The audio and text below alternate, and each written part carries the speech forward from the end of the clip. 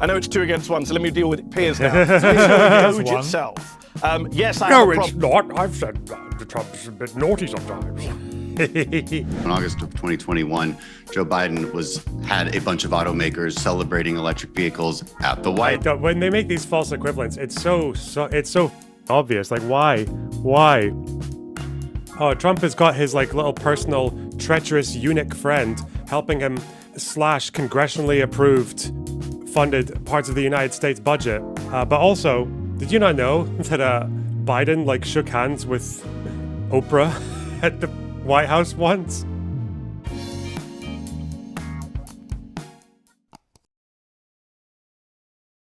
This is a really good combo.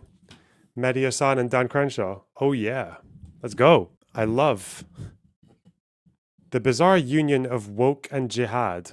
Wow, okay. I'm going to buy because it's a great product, as good as it gets. The president went out on the south lawn of the White House and turned the White House into a car dealership so he could help his top donor sell cars. This is Trump derangement syndrome all over again. Ceasefire. Ukraine. Hopefully we'll be able to wipe out a deal. If we can't, we just keep going on and people are going to get killed. This is not the time to be litigating past histories about Putin, whether you're right or not. It was a joke. You know it was a joke. The entire world watched that in shock. My all-time favorite member of Congress, Dan Crenshaw. Always thought he was a freak and a warmonger. Really? Yeah. Weirdo, yeah. You know, Tucker's a silver spoon-fed trust fund baby. Well, I like Tucker. I'm still like a baby trans. You know, I've only 3 years in. Once you've gone in on crazy, you might as well go all the way. Well, like it or not, this is President Trump's world. And banger content. Trump derangement syndrome. Tucker Carlson. Trans. Yes. The classic Pierce cocktail. we're all just living in it. In the past 24 hours alone, Trump's boomerang tariff threats have rattled markets and sparked fresh warnings about a trade war and even a recession. His threats to annex America's northern neighbour have rattled Canadians. And his maverick stance on Ukraine's war has prompted President Zelensky to agree to an immediate 30-day ceasefire, putting them all firmly back into Putin's court. The president even found time to turn the White House lawn into a car lot for Elon Musk Tesla, whose business has taken a pounding over his cost-cutting mission for the federal government. Anti-Musk protesters have been vandalising Teslas and leading calls for a boycott. Trump says he's not buying it. Quite the opposite, in fact. You're going to buy or lease today? Well, I'm going to buy. And I'm going to buy because, number one, it's a great product, as good as it gets. And number two, because this man has devoted his energy and his life to doing this. And I think he's been treated very unfairly by a very small group of people. And I just want people to know that you can't be penalized for being a patriot. Well, many people are upset about this, of course. Cable news is repeatedly showing an apparent gotcha photo of the president's script revealing a Tesla price list and finance deals to buy one for $299 a month. It's worth pointing out that millions of people now know you can buy a Tesla for $299 a month, which might have been, of course, the whole point. Well, critics say the Trump wrecking ball is sowing chaos and hardship. Supporters say he's striking deals, selling wheels, and most importantly of all, delivering on his promises for peace. Well, joining me to debate all this are two men with very different opinions on the president's way of doing business. The CEO of Zeteo, Mehdi Hasan, and Republican Congressman for Texas, Dan Crenshaw. Well, welcome to both of you. Been looking forward to you two locking horns in a Piers Morgan Uncensored debate, so thank you for both agreeing to this. Mehdi, I mean, you've had 50 days of Donald Trump's presidency. How are you coping? How's your spleen? I don't know. I haven't checked my spleen. It's not great. I think those of us who warned that Trump would be chaotic. Fast and bulbous, thanks for $5. Can you recommend me ways of dealing with news in Ukraine that doesn't involve me watching Chechen home movies featuring Russian troops? No?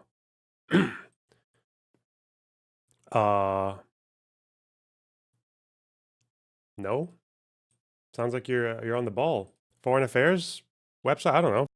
What do you want from me? I did not. Sorry, I'm going to talk about this later, but looking into that claim yesterday about the IDF firing at that IVF clinic in Gaza, I did not know that there was as much information, video information about Gaza as there actually is. Like, the amount of daily updates and photographs and like from all over the area that comes from like both internally and externally that might tell you things about what's going on there. I'm gonna like footage sulfur. I'm sorry. Yeah, it's pulled me down a big rabbit hole.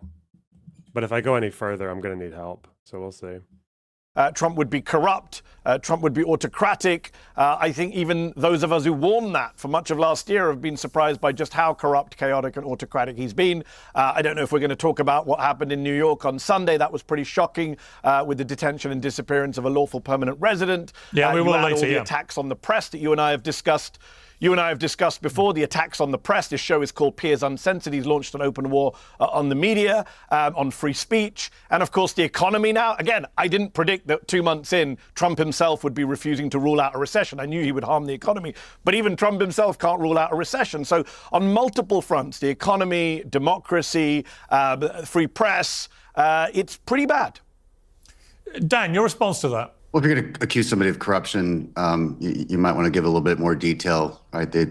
Or a war on free speech. I mean, what does that mean? These are just words that actually do have legal meaning, but you don't have any legal arguments. So I don't know what you mean by corruption. There's really no evidence of that. War on free speech. There's just no evidence of that. There was evidence of it from the last administration, that's for sure. So look, this is well, apart from what seems to be like deporting a permanent resident for speech. We don't know really because they haven't really given that much information or any on why they want to do it. But we know that they're appealing to very obscure laws to try it and defying precedent. So, I mean, This is Trump derangement syndrome all over again. Now, if we didn't have 4 years to look at where the Trump economy actually did quite well, Trump tax cuts proved to be a boom to the economy. And even after a pandemic, Trump's policies were getting the economy right back on track so that when Biden took over, he was enjoying GDP growth as opposed to decline, despite Democrats all over the country trying to shut down the economy and left. What the is wrong with this dude? Didn't he go to war and like literally lose his eye because some mujahideen, a brave soldier, his eye hole? Hi, Congressman Crenshaw. So as many of you guys know, watch this all over the world trying to shut down the economies. So it's definitely overstated the extent of these catastrophes by far. If you can say one thing about Donald Trump, he's going to make good on his campaign promises. So there should be no surprises here about how he thinks some trade practices are unfair. He uses tariffs as a negotiation tool to get better deals for the United States, whether that's trade deals or whether that's things he wants other countries to do, like Mexico, for instance, getting the border. And this one's a bit longer. This guy has the understanding of foreign policy of like a 12-year-old. What the is wrong with this dude? Didn't he go to war and like literally lose his eye because some mujahideen, a brave soldier, his eye hole with their? Isn't that how he lost his eye? Because he got his eye hole. America deserved 9/11, dude. I'm saying it. Don't worry about that. No big deal. Going after cartels, which they are doing. These things are working. So I think a lot of the sky is falling rhetoric is pretty unnecessary. Yeah, I mean, Mehdi, I'm surprised that you're surprised that Donald Trump is being Donald Trump, or that, as Dan just said, he's largely delivering on exactly what he told the American people he wanted to do. And he won the election very convincingly. So when you say he's being corrupt, what is the actual evidence of corruption? So let me deal with a few things there, because Dan brought up a few things. And it's funny that Dan's saying words like corrupt have legal meaning. Of course, they don't. They also have a meaning that everyone understands. And he knows this because he and his party accused Joe Biden of corruption for years. Hold on. You had a long answer. No, I do mean corrupt. Well, no, you don't. No, you don't. Because you and your party accused Joe Biden of many crimes which you couldn't find any evidence of. You accused all sorts of things about Hunter Biden and corruption, which pale into insignificance with what the Trump family's been doing on the crypto DOJ front. Did. There's actually a case against Hunter Biden. What are you talking about? Piers just showed an intro. I can give you an example of convicted criminal sitting in the president. If you're going to start signing. It's illegal. Oh, now we like the DOJ. Student loans. Well, no, surely the point. Hang on, hey, look, Dan, now we let the guys. If I DOJ could just say, hold on. if I could just say, hang on one second, guys. I would The DOJ also brought. The guys, DOJ I would also ask you. indicted Trump. I would ask you the both. DOJ also multiple. Can I just ask, if you talk over each other, nobody can hear what either of you says, just to remind you. Well, I didn't interrupt Dan. No, but I just want to say Dan, this. But he interrupted me 3 times in my first sentence. Okay, look, just allow each other to respond. Because you acknowledged, because you pointed at me. All you asked were you were asked a simple question: what are the legal charges of corruption against Donald Trump? Go. And now he's going again. Me. I didn't say anything about legal charges. The person who has well, there are many legal charges against Donald Trump. He's using the DOJ to make them go away, as you know, in a corrupt fashion.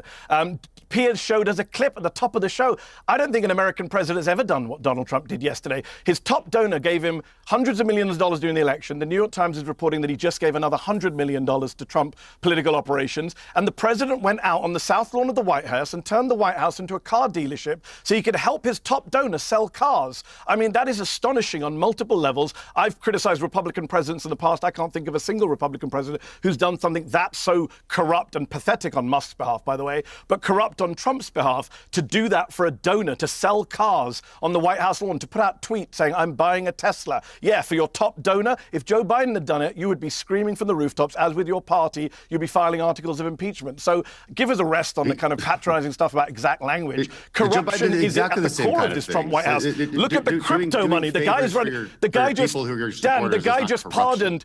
The guy just pardoned a crypto guy who the DOJ was investigating, who's put money into the Trump family crypto scheme. We could go down the list of all the various corrupt things he's done. On free speech, by the way, he's called for multiple journalists to be fired. Presidents shouldn't be calling for columnists. Do you support him calling for Eugene Robinson to be fired? Do you support him calling for MSNBC to lose its licenses because he doesn't like it? I mean, this is absurd. No president has gone around and attacked journalists in the way that Donald Trump and Elon Musk have attacked journalists. Well, Elon actually, Musk the biggest top guy in your administration.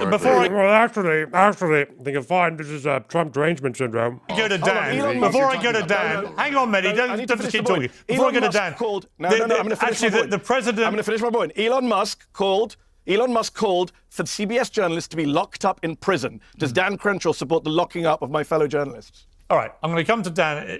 I'll come to Dan now. Dan, yes, he does.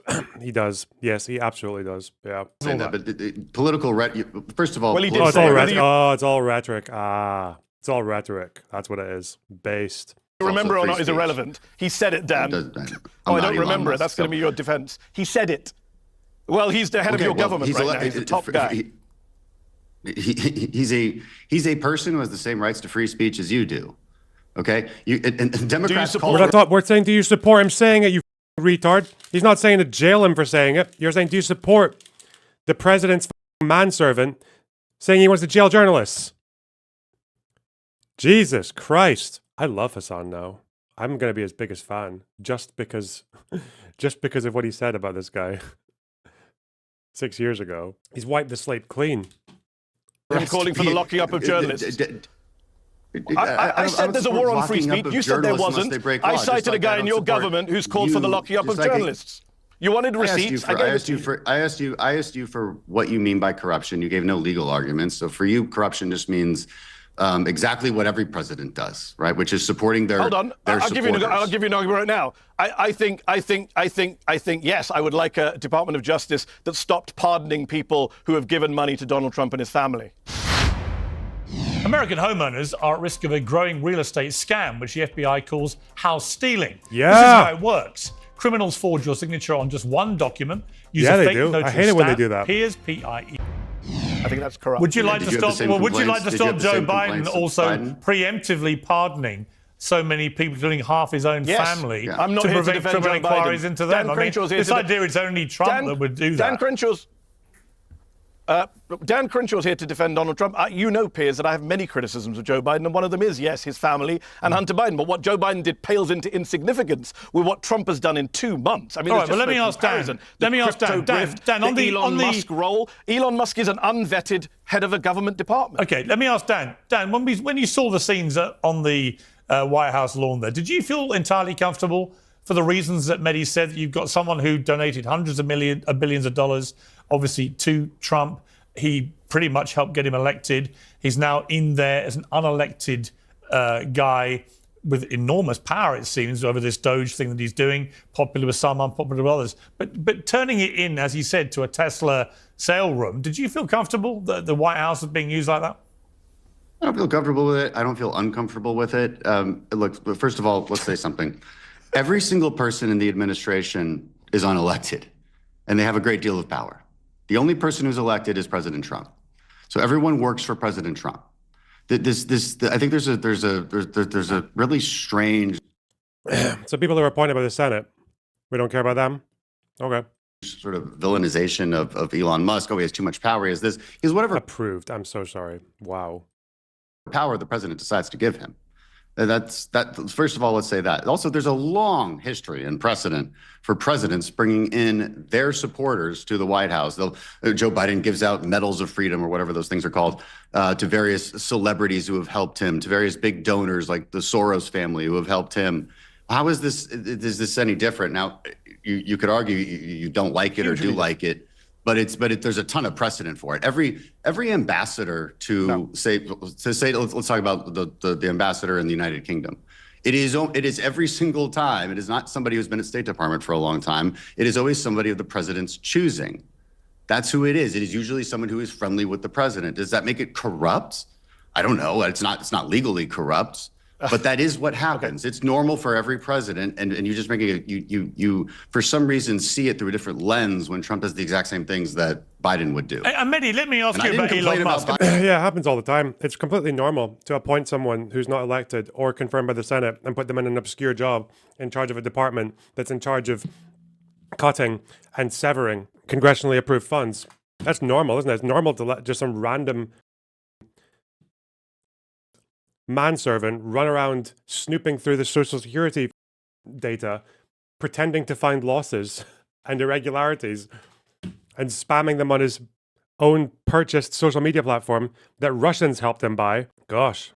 Biden having people at the White House. Hold on, can I respond? Well, Mehdi, I would ask you this. Respond but Mehdi, do you have, intrinsically, Mehdi, do you have a problem with Elon Musk and the DOGE campaign to eradicate federal government waste, superfluous spending? Right.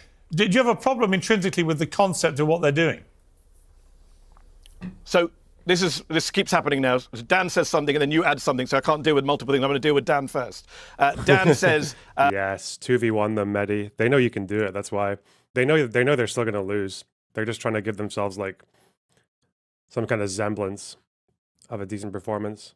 That this is all normal and we have precedent for it. Dan's being disingenuous. Elon Musk is running a government department. He is not vetted. He has not gone through Senate confirmation hearings like cabinet officials and ambassadors. George Soros has never led any kind of government department. If he did, Republican heads would explode. He's never run anything in government, nor is Alexander Soros. Musk is literally standing next to the president. He is telling cabinet secretaries what to do. He's attending cabinet meetings. They're going to court. Dan's not telling you this, but there's literal court cases going on right now to determine the status of Elon Musk and DOGE. And by the way, government lawyers are telling the judges he's not the head of DOGE. Donald Trump stood in front of Congress and said he is the head of DOGE. Maybe Dan can tell us today if Elon Musk, who hasn't been vetted by Congress, is the head of DOGE. What's so sad to see is members of Congress like Dan just completely abdicating their responsibilities as a co-equal branch of government and deferring to both Donald Trump and Elon Musk. That's kind of embarrassing to see. And I haven't finished my point. I didn't interrupt you. So when I finish, you can come back in. I know it's 2 against 1, so let me deal with Piers now. So DOGE itself. Yes, I have a it's not. I've said the Trump's a bit naughty sometimes. Oh, no. Well, you're both throwing stuff at me at the same time, so let me deal with them. Yeah, poor me. It's fine. I'm used to it. Piers is asking me about DOGE. Let me deal with DOGE. DOGE is a joke of an outfit, right? Do we all want to get rid of waste in government? Of course I do. I did a long monologue on my show about why we should deal with the Pentagon, which fails an audit every year and wastes billions and trillions of dollars, right? What's this whole thing now where people are just like putting questions into Grok and like bragging about the answer? Is that really the level that we're at now? Okay. To deal with corporate welfare. I want to deal with people who, have conned the government. Of course we do. But that is not what DOGE is doing, right? DOGE is a joke, chaotic outfit. It claims to have found fraud, Piers, not just waste, fraud. And yet Dan gave me a lecture on precise terms. Fraud? Has anyone been charged with fraud? That's a crime. Elon Musk has found no fraud. Because if he had found fraud, people would be arrested or charged by the DOJ right now. We've seen no evidence of fraud. So that's been a lie from Musk. As for waste, you know this, Piers. You've talked about it on the show. $8 billion they claimed to have found. It was $8 million. They said they found $250 million of waste at the Social Security Administration. It was $500,000. They triple counted a $665 million contract. The Wall Street Journal, that lefty bastion, has found so many mistakes and exaggerations in what they found. They've been absolutely harming the US government. They got rid of people who were looking after nuclear weapons and then tried to hire them back. They got rid of people who were trying to fight Ebola and then tried to hire them back. They got rid of people who were trying to fight bird flu and then tried to hire them back. They fired veterans at the Department of Veterans Affairs who were manning the crisis line for veterans. Dan is a veteran, served the country, should be outraged. And then they tried to hire them back too. The whole thing is a disaster and a joke. Okay, Dan. I want to say one thing about This is Trump derangement syndrome. the having automakers at the White House. You know, in August of 2021, Joe Biden had a bunch of automakers celebrating electric vehicles at the White House. When they make these false equivalents, it's so obvious. Like, why? Oh, Trump has got his like little personal treacherous eunuch friend helping him slash congressionally approved funded parts of the United States budget. But also, did you not know that Biden like shook hands with Oprah at the White House once? White House. He left out one in particular because he's not a political ally. He left out Tesla, one of the biggest makers of EVs. So again, this stuff happens. As far as like what DOGE's role is, and then I want to get into what Congress's role is here. So the president has been very clear. Cabinet secretaries are the ones who actually fire. DOGE makes recommendations. That's how they have it set up. I realize that all of this is new, but it was what he ran on. It was what the American people wanted. We are asking questions too, right? That's actually true. That's just unfortunately true. Yeah, Americans actually have basically cucked their own constitution and most of the foundations of their own country. RIP! But generally, also, sorry, he's saying this is new, and which is his little Orwellian term for unconstitutional. But isn't also, if he's talking about giving a civics lesson, isn't the whole point about the United States government and the United States system and checks and balances supposed to be that you cannot just run the country willy-nilly at the whims of the majority? That's actually a foundation of US democracy. So, like, there's a reason America is not, is it a representative, no, not a participatory democracy, direct democracy? There's a reason there's a representative democracy. There's a reason you have Supreme Courts. There's a reason you have like division of power between Congress and the executive. But he's like, oh yeah, all this is new, you know, people vote for it. That's not American civics. That's not American values. It's not the foundation of the United States. Not at all. We also want to figure it out. It's good. The courts are another co-equal branch of government that will have their complaints about it. Are they co-equal? Does that mean that you're against Trump ignoring them? The courts are only co-equal insofar as people trust their judgment. Like, the courts can't enforce with money or weapons or anything like that. They can't arrest anyone, right? Let this process play out, and let us all agree on the fact that there is a huge amount of waste and bloat in a lot of our bureaucracies. We talk about firing a couple thousand VA employees. To put that in the context, there's about 480,000 VA employees. 400, like, there's a lot. Okay, so we're talking about very small amounts here. They're about to fire another 80,000. They're about to fire another 80,000. We'll see. We'll see. It's his rhetoric. This is Trump derangement syndrome. In multiple cities, there is a lot of bloat. There's a lot of people who there's a lot of people who work at the VA who would be happy to see half their coworkers fired because they know they don't do anything. I've heard that from VA employees. Wow. This isn't that crazy of an idea. Wow. The sky is not falling. And then again, these secretaries still have the power. President Trump made that very clear just last week. So, like, we can all take a step back, realize that this is what he ran on. This is what the American people wanted. This notion of DOGE and government efficiency is indeed still popular with the American people. There are going to be problems associated with going this fast. Okay. And you're gonna have to fix those problems. That's okay. Can I respond? Well, quickly, because I want to turn to other subjects, but quickly, yeah. Just Okay. Okay, so on DOGE, very quickly then, on the DOGE issues, I heard Dan say this before, that Elon Musk is not firing people, cabinet secretaries are. Well, that's news to cabinet secretaries, because Sean Duffy at a recent cabinet blow-up called out Musk for trying to get rid of his air traffic controllers, and they had a row about it. So the transport secretary thinks Elon Musk is coming after his vital staff. Well, they're not. They're the ones who are feeling pressure from Musk. Everyone's having to bow the knee to Musk. It's funny. I wrote down this headline from CNN from last week: Republicans push Musk to let Congress vote on DOGE cuts. It's embarrassing to see Dan's party having to go cap in hand. Please, Mr. Billionaire, who's not elected to anything, please let us vote on your agenda. And as for DOGE being popular, the poll out today. The treacherous court eunuch strikes again. God, he's so powerful. Whoa. As for the poll, hold on, you had your piece. Let me answer, because Piers is rushing me on. The poll out today from CNN shows that the DOGE, Musk is super unpopular. He's more unpopular than Trump. He's more unpopular than Vance. This is not a popular agenda. And this is not what people voted for. People did not vote for the annexation of Canada. He didn't mention Canada on the election campaign trail. And they did not vote for... Why not on soundboard? If someone can get it to me in stream suggestions, I'll do it. Otherwise, I have to wait till I'm done streaming before I get it. Sorry. What? Cuts to Social Security and Medicare, which Musk on Fox Business said this week, that's the next big thing to eliminate. We're going to cut 600, 700 billion from Medicare and Social Security. No one voted for that. It will be a disaster for the Republicans if they let Musk do that. I mean, the thing I would say, Dan, that would be slightly concerning me if I'm Donald Trump is that the poll approval numbers for what's going on with DOGE are falling quite quickly and significantly. And, you know, Trump, he loves his polls. His own approval is taking a hit as well. At some stage, if those numbers continue to fall... the most unpopular president for 70 years. Well, if those numbers continue to fall, then Trump at some stage is going to stop it, isn't he? Yeah, he very well might. And this is the only point I wanted to jump in and make about Congress's role in this, as you berate me as if I'm DOGE spokesperson or Trump spokesperson. $100 your video on strong men create good times meme was amazing and probably one of the best YouTube videos on this platform. Whoa, thanks.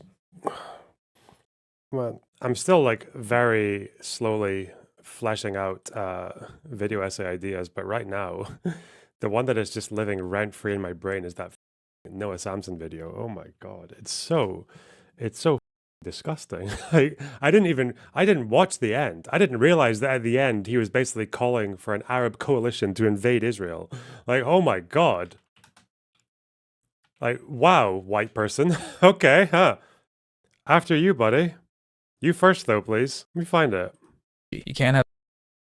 I want to play this ending, okay? Because, you know, maybe this will just be a segment in of itself, because it's just the most quintessentially white, privileged, ignorant, every bad thing in terms of, like, harmful thought, just summarized into this beautiful, like, 4-minute screed. Just what it is. So just a few final thoughts here. Zionism is Nazism. It's Whoa! An ethnic supremacist, expansionist. See, even right off the bat, Zionism is Nazism. Like, do you realize there's a reason people call you anti-Semitic for saying that? It's not just that you compare the Israel-Palestine conflict to the Holocaust or whatever else. It's also that you're literally comparing the Nazis were an ethnic, racial, supremacist group that wanted to expand for no other reason than that they believed that they wanted more German living space, and that the Slavic population and the rest of the people who lived there were destined to either be their servants or slaves, and that Jews were such a threat to this project that they had to murder them all in gas chambers, right? Like, Nazism is... Whereas Zionism, okay? People don't know what Zionism is, I feel like. Zionism, the idea that there should be a Jewish state, like a Jewish majority state somewhere that has a right to exist, and in that case it was Palestine, did not come from ethnic superiority. It did not come from, like, the desire for some grand empire or anything else. It came because, first of all, it came in 1881, 82, because people were being chased out of Russia by the pogroms, by 1,400 pogroms in 40 years, and... You know, some went to America, most of them did, some went to Palestine. After that, you have the Dreyfus Affair, you have the fact that Jewish emancipation and Jewish citizenship in European countries was not guaranteeing them safety and freedom. They were still being persecuted, there were still anti-Jewish violent groups. And the biggest favor that ever happened to Zionism in the end was the rise of anti-Semitism in Europe, and as well as that was the complete negligence of other European countries. If you look at Jewish immigration to Palestine in the 1900s, if you can guess, generally Jews who wanted to flee persecution, their number one pick for quite a while would have been America, because America was this exceptional nation for Jews where they could actually go there and actually become part of that society. In Germany, they didn't become Germans. They tried their very best, but they didn't. Obviously, they were still outsiders. Same with France, kind of the same with Britain and a lot of places as well. But with America, that was like one very exceptional place where Jews could actually kind of achieve a level of belonging, like a feeling of belonging. And Palestine was kind of like a second option. It was like this weird backwater of the Ottoman Empire. The population was not very trustworthy in terms of how they were going to treat Jews. Like a lot of people didn't think that the Arab and Muslim world was much safer than the Christian world. But there was that one moment, the 1 year when Jewish migration to Palestine exceeded migration to America. And it was 1925. See this? It starts like a small trickle, 1,000, 8,000, 8,000, 8,000. Then by 1925, you're at 34,000. And I believe Jewish migration to America in that year was 10,000. See that? It's high numbers here, really high in 21, then down a bit, 50, 50, then 10, 10, 10, 11, 11, 11, 11. This is because of the Johnson-Reed Act, because Americans decided that they couldn't do it they couldn't just say Jews, but what they could do is they could put quotas on countries that were expecting Jewish populations and reduce massively their immigration. And then the other big favor to Zionism was obviously the Nazis, like the rise of anti-Semitism across Europe, because obviously it wasn't just Nazi Germany, it was like every country in Europe was moving towards anti-Semitism. They massively limited Jewish immigration all the way through the rise of the Nazis and everything else. And eventually, by the time you reach the sort of late 20s, early 30s, there is only one place, regardless of what you think about Zionist leaders like Ben-Gurion and Herzl and all that. You don't need to like these people. They did, like Ben-Gurion did awful, awful things. But if you're talking about why did Jews choose to go there? Why did they choose that area? They chose that area because they had nowhere else to go. That wasn't Zionism's fault that they had nowhere else to go. They had nowhere else to go because all these other countries saw Jewish suffering and shut their doors. And then that's why people like Herzl, who had this big debate in the late 1800s with other Jewish intellectuals, was that most people thought that if Jews integrate enough, they'll be safe. If they integrate enough into Europe or the Middle East or anywhere else, they will be fine. No issues. They were wrong. They were all wrong. The Jews that got thrown into concentration camps after Kristallnacht in late 30s, these Jews were the most integrated Jews in German history, right? They were the most German Jews that you could possibly get, but it didn't help them. It did not save them.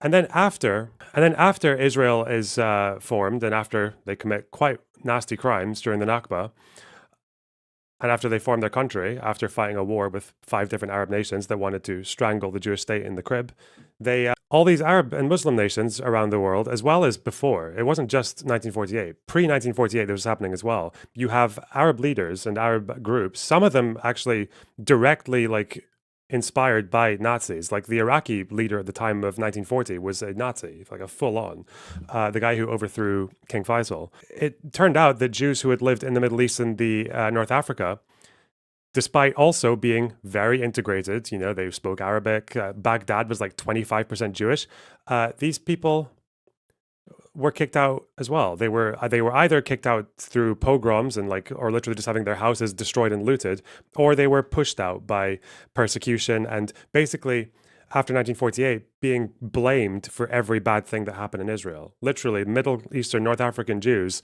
getting blamed for actions that were done by Jews from Europe, right?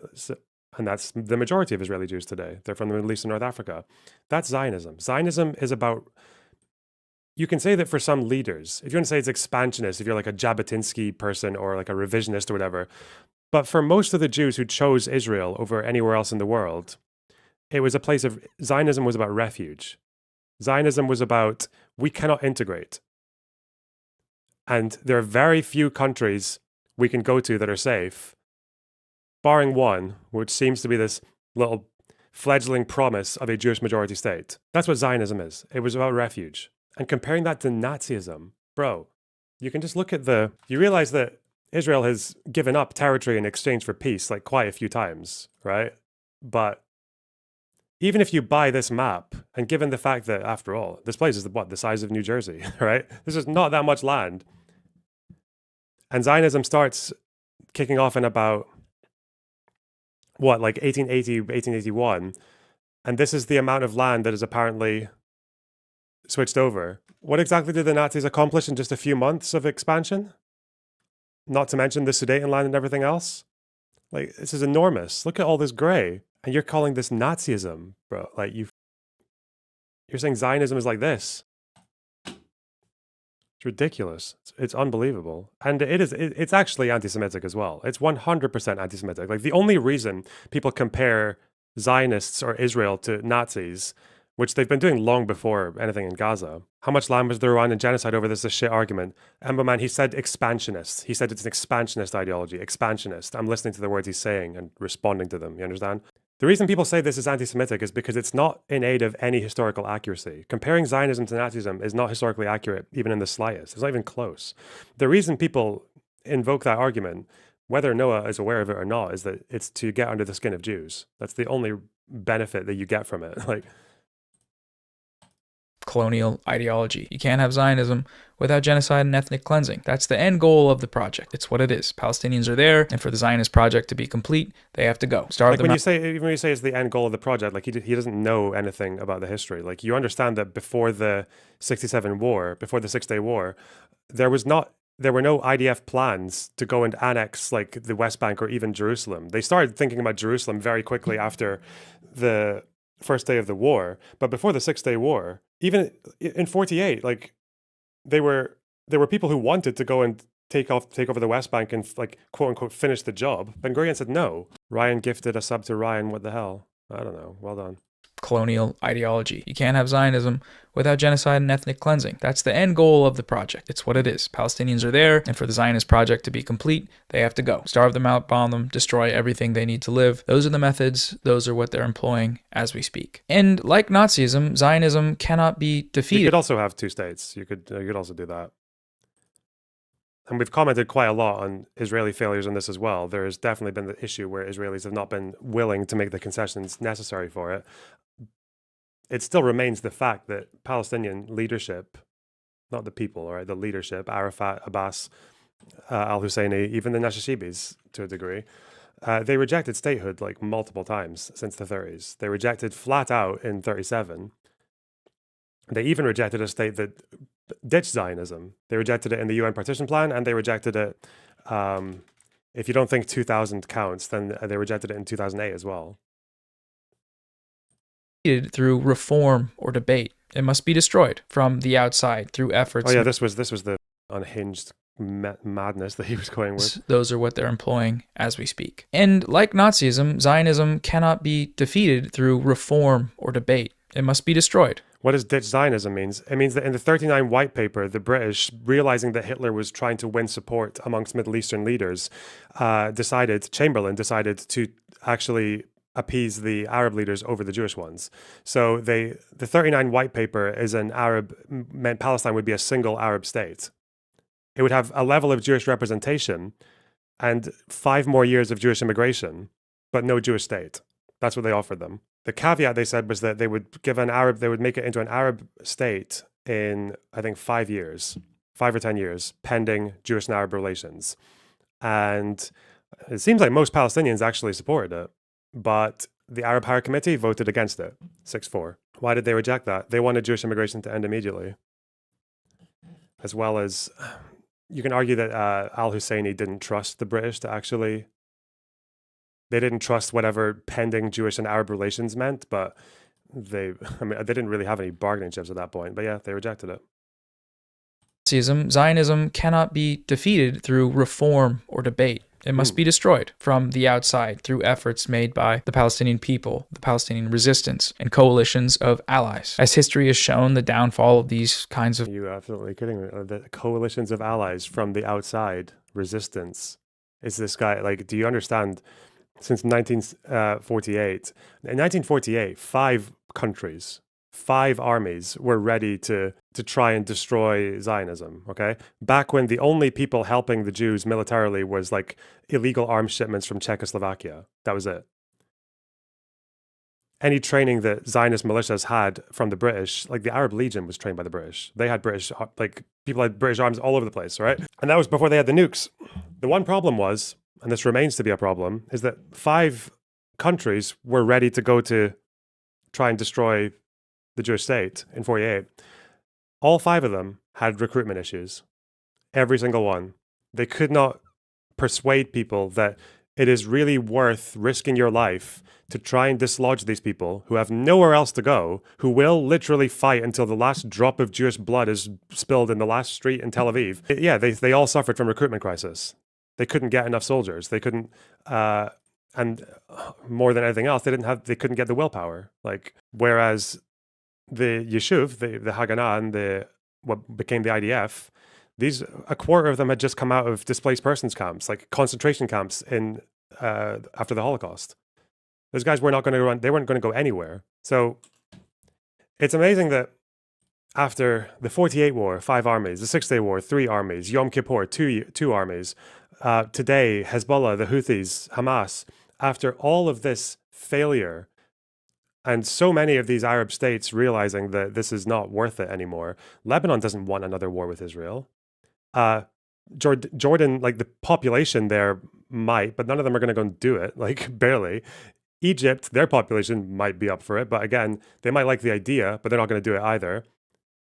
Iran, well, the IRGC sends money and a few dudes to Syria and Lebanon. Is Iraq going to do it? No. Saudi? No. Qatar? Well, they'll do propaganda, I guess, through their media, but that's it. Yeah, Jordan did help defend against Iran strikes on Israel. That's kind of them. It's also them defending their own airspace, but yeah.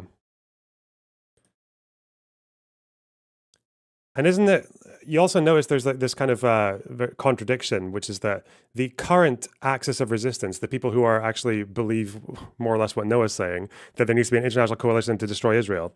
It's interesting that the axis of resistance, Iran, Syria, the Houthis, Hezbollah, in the last 20 years, the axis of resistance has killed more Arabs than the Israelis ever have in the entire history of the Israel-Palestine conflict. Assad and Hezbollah alone, just with the amount of people they killed in Syria, civilians, let alone Arab soldiers that they killed as well. Like, there's this massive, and you do have to wonder, and that's the thing, there's this really like fascinating correlation between wanting to destroy Israel and just viewing Arab lives as cannon fodder.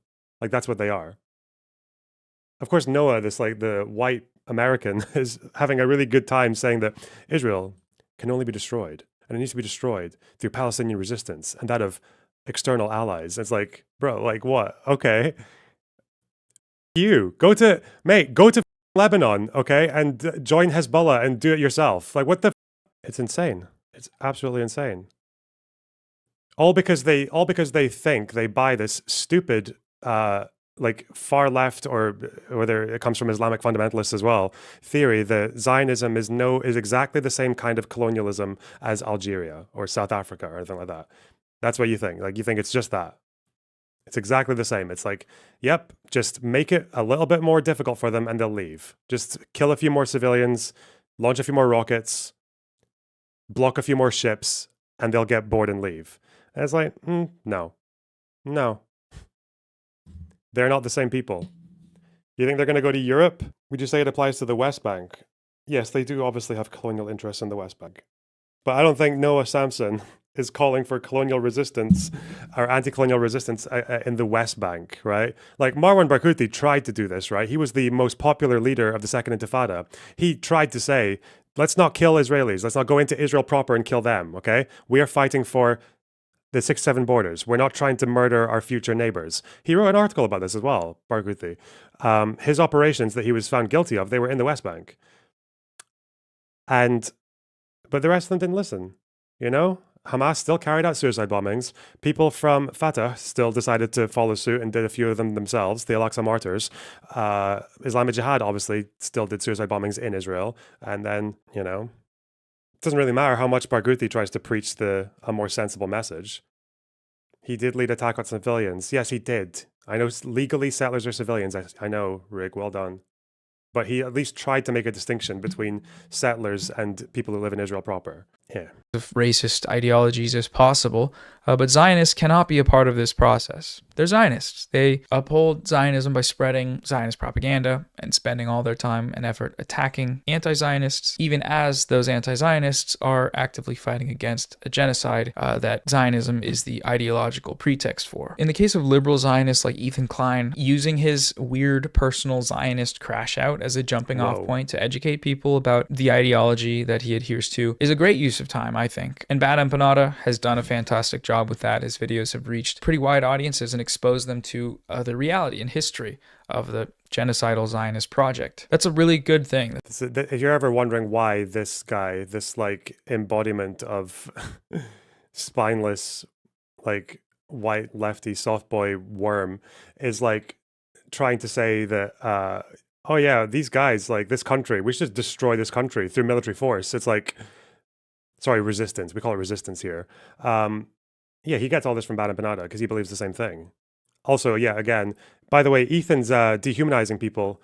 Also, please watch this YouTuber who explicitly thinks that there's no such thing as an Israeli civilian. Who doesn't want to kill all the Jews, you know, only about 6 or 7 million of them.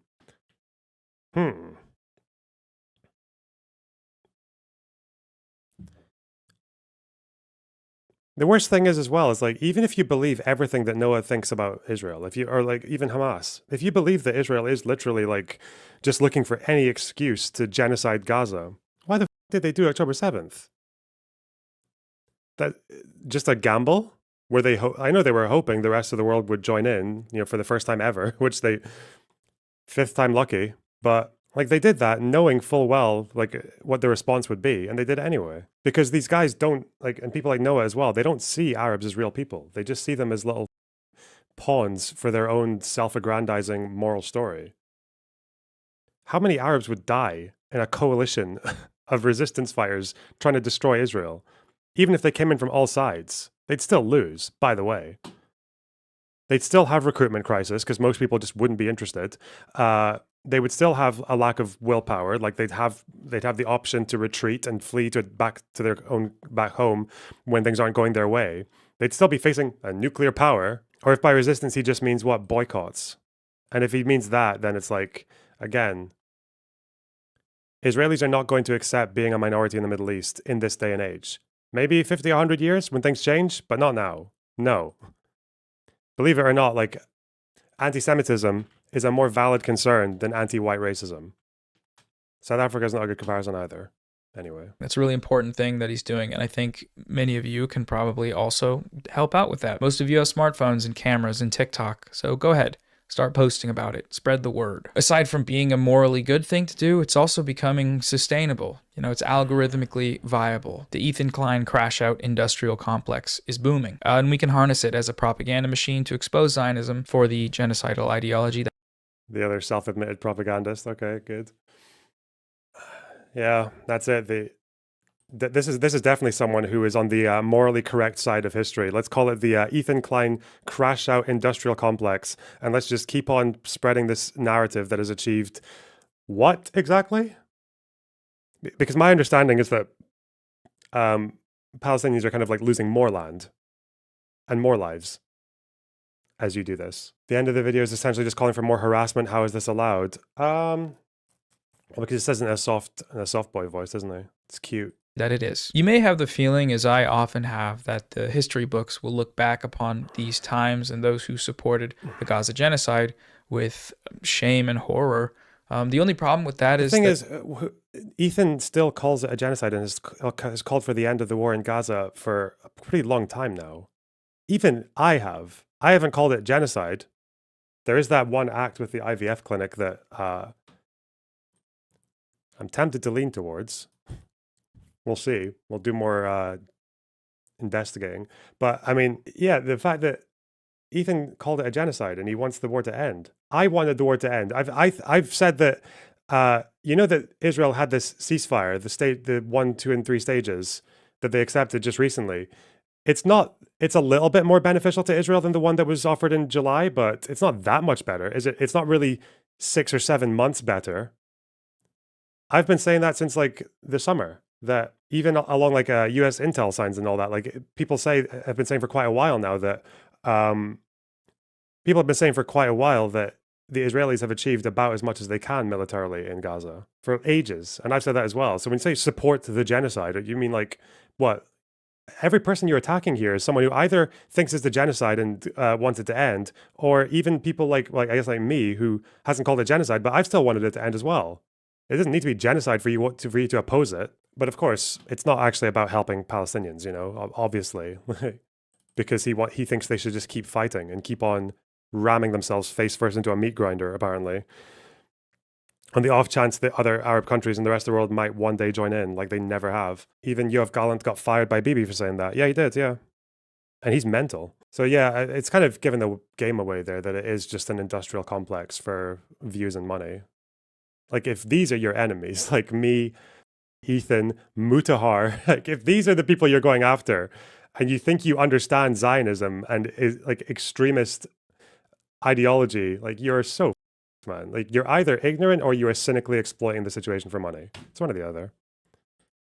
Or it could be both. God. People feel no shame. They're here to make money and to convince themselves that like where see here, this is after settlers. These people are probably pieces of this is people at the UN. Same. So encouraging the Ethan Klein crash out industrial complex, like what does that do? Isn't Mutahar Muslim? Yeah, and I'm Arab. Like half my family is Lebanese and have lived through multiple wars. They aren't evil. And the way they do that is by lying, by spreading liberal Zionist propaganda. It's profitable and it's easy and it's acceptable. You're allowed to say that you think all Palestinians should die. I'm pro-genocide. And still get invited to Jubilee as the resident liberal. You're allowed... Oh yeah, sorry, just going to take credit for this because I guess people want to associate me with Stephen still. Why not? You realize that only one of you losers actually bothered to challenge this, and it was me, right? And this is before October 7th. After October 7th, Destiny was pushing a two-state solution, which is different from what he was advocating for here, which was that Israel should just take all the land and Palestinians go live in Jordan or some shit. Like, he literally ditched that position. And I'm going to take some credit for it, okay? I'm going to take the credit for it. It's in this video. Watch it. Dick. All right.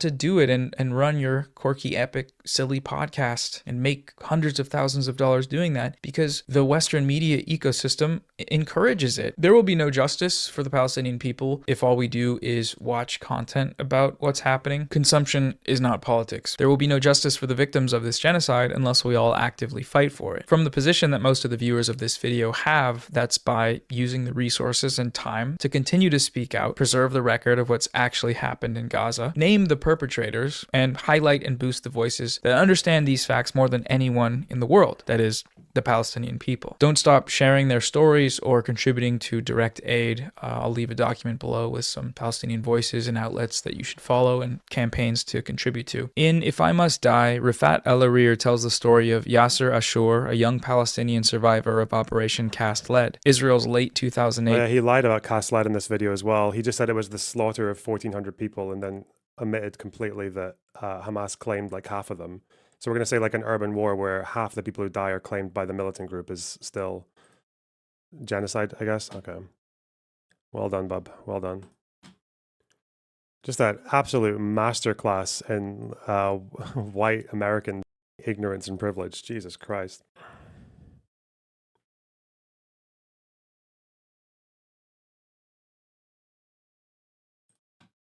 Okay. Back to Pierce. Tangent over. Person. I don't have all the details. I'm a member of Congress, so quick civics lesson. Co-equal branch of government. We make laws. We write laws. We send them to the president's desk for him to sign and then implement those laws. There is only one person who is in charge of the executive branch, and that is the president. You know what DOGE doesn't do? You know what they can't do? They can't look at my employees. They can't look at anybody in the legislative branch's employees, and they're not. Because they can't. They can look at they can shut down. Hold on, they can shut down government departments that Congress created. Are you okay with that? Yeah. Are you okay with that, Congressman? They want to shut, for example, Trump wants to shut down the Department of Education. That's Congress. They want to shut down the Department of Education. They are winding it down. Right. Well, they can change. Is he going to say that what they've done isn't quite adjacent to shutting it down? Because they also can't just like stop operations midway without congressional approval in like all of these countries. They can't do that either, and just leave crates of food to spoil because no one can distribute it anymore. Within the Department of Education, legally, can they shut it down? That's been tried before. It doesn't work. Like, everybody can calm down. And if we want to talk about Department of Education, like, what is the Department of Education? It has about 6,000 or 4,000 employees. It's really just a pass-through for grants and student loans. One of the reasons conservatives talk about Department of Education. Barghouti was charged with terror attacks in Tel Aviv and West Jerusalem, not just settlements. Barghouti was charged with a lot of terror attacks, but I believe the ones that he was convicted for were in settlements, no? He was charged with like 30 crimes, wasn't he? And he wasn't even at his trial. So I believe he was found guilty on 4 counts, wasn't he? 4 counts of murder? Maybe I need to look back. Who knows? Woo. Did I just do some pro-Palestinian propaganda? Uh-oh. And wanting to shut it down over time. It's because it really has nothing to do with education. It's just a pass-through for grants and loans, which could but the easily point, be it was done by created Treasury by or some other Congress, department. as was USAID. Well, Musk proudly said he sent USAID into the wood chipper. Wait, what did he say there? It's really just a pass-through for grants and student loans. One of the reasons conservatives talk about Department of Education and wanting to shut it down over time is because it really has nothing to do with education. It's just a pass-through for grants and loans, which could but the easily point, be it done was by created Treasury by or some other Congress, department. as was USAID. Yeah. Well, Musk proudly. Well, USAID was created by the executive branch, but it was reinforced by Congress. But thankfully, Dan Crenshaw probably doesn't know that. He said USAID isn't being shut into down the wood either, chipper. though. That was a congressionally... It's inaccurate. Oh, come on. Okay, Musk himself said I fed it into a wood chipper. They cancelled aid overnight. By the way, when you say the sky is not, well, I'll give you a humanitarian lesson, Dan. Children are dying now from polio and malnutrition and malaria because USAID cut off aid overnight. No one voted for that. Right. And when you tell me the sky's not falling in, that is actually not true. Kids are literally suffering as we speak in Uganda and Ukraine and Sudan. Let me explain. So I don't know what you're talking about when you say the sky's not falling in. It's the height of cruelty what your administration and your party has done to children in war zones and conflict zones across the world. What was done to USAID was disgusting. Yep. Okay. Yep. So first of all, when Congress authorizes USAID and appropriates for it, there is a top-line appropriation. It is always up to the administration to designate programs within that. We do not write in the whatever program for whatever X country. We do not write that into the legislation or appropriation. And when you go through some of these programs that the Biden administration had, $70,000 for some transgender opera in Colombia, there is room for some skepticism about what USAID is doing. Like, it's a silly example. How about the Gaza condoms example. That Trump and Musk lied about? Have they apologized for that lie? How about the Gaza condoms? Some of these... Your administration lied about Gaza condoms. Trump does not apologize for lying. I'm not part of the administration. How many civics lessons do you need? Stop saying civics lessons, as literally every foundation of American democracy is like shattered by this administration. Oh, it's so disgusting. The only reason Dan Crenshaw he sounds like he's just been learning about it recently, the way he's saying that. The reason that Dan Crenshaw is probably learning about civics now is because he's using it to look for loopholes and ways to exploit it so that he can get the Trump administration's agenda through. The Gaza condoms. Oh, there was a shipment of condoms somewhere, I think, from USAID, but it was because, again, that's like to do with transmitting HIV with places with high levels of HIV. It was Gaza as a city somewhere, isn't it? It's a city in which African country? Forget. Mozambique province. Okay. President. I'm not part of the administration. Nice try, Dan. You're part of the Republican Party. I want to change. Plenty of space for the administration. What have you voted? Line by line. Don't talk over each other, please. They haven't please. gutted anything. Let me change topic. You're a Trump supporter. I want to change topic You're to... a Republican congressman. I want to change topic to Ukraine. I'm aware. Let's just play a clip here and then discuss this afterwards about Ukraine. Ceasefire. Ukraine. Ceasefire. Just agreed to a little while ago. Now we have to go to Russia and hopefully President Putin will agree to that also, and we can get this show on the road. I think it's a big difference between the last visit you saw at the Oval Office and the soap. Yeah. That's a total ceasefire. Ukraine has agreed to it, and hopefully Russia will agree to it.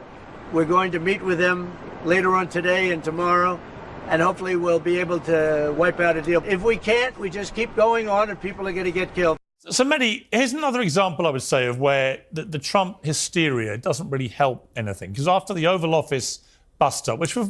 I never actually saw the check on the opera in Colombia. On April 2022, the University of the Andes in Bogota, Colombia, put on a performance of the opera As One. The show, which was written in the US and debuted in 2014, features a transgender protagonist. A program for the university's production of the opera said the show had the support of the university, the Bogota Philharmonic Orchestra, and the Small Grants Program of the Embassy of the United States in Colombia. The Department of State committed $25,000 to fund the project. And the website USA Spending Gov also noted that there was $22,000 of non-federal funding for the project, making a total of $47,000 less on the site. The federal funding for this project also came from the State Department, not USAID. Oh, it wasn't even USAID money. It was the State Department funding a university, which had small grants programs, one of which was for a play in 2014. Holy! How do they even find that when they're doing their little investigations? Jesus Christ. Non-federal funding. Well, it could come from external donors, right? Like, it doesn't have to just be the United States. And I'm guessing this is to do with, like, strengthening relations. Control F. For what, Drew? But they're going to assume that they spent this much on the one performance. Control Alt Delete, Drew. About 45 minutes with... Control F, transgender. Yeah, they claim transgender quite a lot. Let me give you a civics lesson, Dan Crenshaw. God, they're really obsessed, aren't they? They're really trying very hard to find a comic book in Peru. In 2021, a US embassy in Peru introduced a comic book called The Power of Education, which it used to promote education and exchange programs in the United States. The following year, the embassy commissioned a second volume. The embassy asked us to introduce a gay student in number 2 to show his personal struggle coming out to his parents, but that has zero to do with being transgender. It's a education. It's just like a one character in a book, in a comic book. These people are evil. It's good. It's just as well they got Dan Crenshaw on here, looking like the most evil gay pirate, to try and back this up. My God. Hello. Hello. Yeah, the US aid shit is... The canceling US aid is probably the stupidest thing they could have done. Yeah? For American foreign policy. Like, first of all, like, I understand that, like, the, like, humanitarian aspects of USAID are super important, but it's like the things that USAID did were like so truly far-reaching, including like democratization efforts abroad. Like, God, I was talking to this one lady, and it's like USAID basically funded like entire like NGOs and like civil society efforts in like Eastern Europe and Eurasia, and with that, and like without this kind of funding, like the like leaders of like keeping democracy alive in like certain parts of the world are like now like Europe has to like pick up this burden. It's like I think it needs to be understood as part of like this greater effort of like the Trump administration to like move closer to Russia. Yeah, because I know that one of the reasons all these countries in Eastern Europe, especially Ukraine, were able to transition so, well, it wasn't exactly smooth, it was pretty rough, but the reason they were able to transition at all was in large part because of this funding, right? Like all these projects, a lot of them were to do with helping people, like how to run an election, how to train people to do things like making sure that people can set up polling stations in the right way, or how to make sure that you can catch electoral fraud. Like so much of this stuff, like especially when you've been under central planning for so long, yeah, you do actually need a little bit of there's a lot that goes into a functioning democracy. But this is the same thing. Like USAID only came out because people assumed that because they were promoting democracy, that must mean that they were arming Maidan protesters with snipers to kill their own people, right? Like, fuck. And it's mainly just like giving grant money to like working professionals to like run elections and like start up like newspapers with like a Western orientation, or even with culture as well, right? Like, because a lot of what we do, say like in the UK when I used to do music, like a lot of what we would do was that you would get funded grant projects, either by the state or by the national lottery or anything else, and they would allocate those funds so that you could do like extracurricular activities, say for kids who are from disadvantaged backgrounds. Like either if they want to learn music, then they'd come.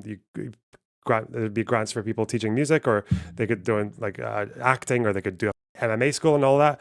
But if you go from being like a central planned economy that suppresses culture, right, and then you want to move away from that to a democracy where there's a more open society, then even something as simple as just like, okay, well, how do you fund and support the arts and things like that? And like, I don't think there's even that is like a fairly important thing, especially if you're coming in like economic dire straits as well, right? So yeah, it's just. Yeah, I mean, you don't have to convince me. Yeah. Yeah, and that and the fact that like a lot of the USAID money would get filtered directly back into the American economy.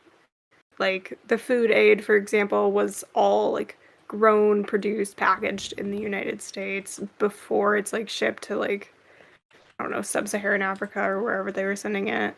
Like USAID and its associated organizations employed thousands of Americans who are now out of jobs or like not being paid. Like there's no good reason to kill the entire American international development industry.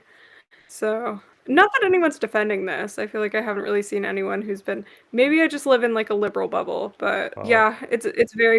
And Dan Crenshaw is a moron. Yeah. Do you have anything else to say about him? You have any comments on how he lost his eye? I mean, I'm gonna defend what that one. I forgot the comedian's name. What's his name? The tall one. The 9/11 guy. There's a 9/11 guy comedian who's tall? Not Hassan. No. He was on SNL. Like, do you not remember that? What's his name? No. God. SNL. When I watched SNL. No one watches Weird. SNL, right? Pete Davidson. Pete Davidson, thank you. Yeah, remember this was years ago. Pete Davidson made a joke about Dan Crenshaw losing his eye in a war on SNL a couple of years ago. And Dan Crenshaw crashed the out about it. And they he's like he was like a veteran. And like in America, you have to like kiss veterans' asses or they'll crash out. So like they made Pete Davidson come on to SNL the next week and like do this whole apology tour for Dan Crenshaw.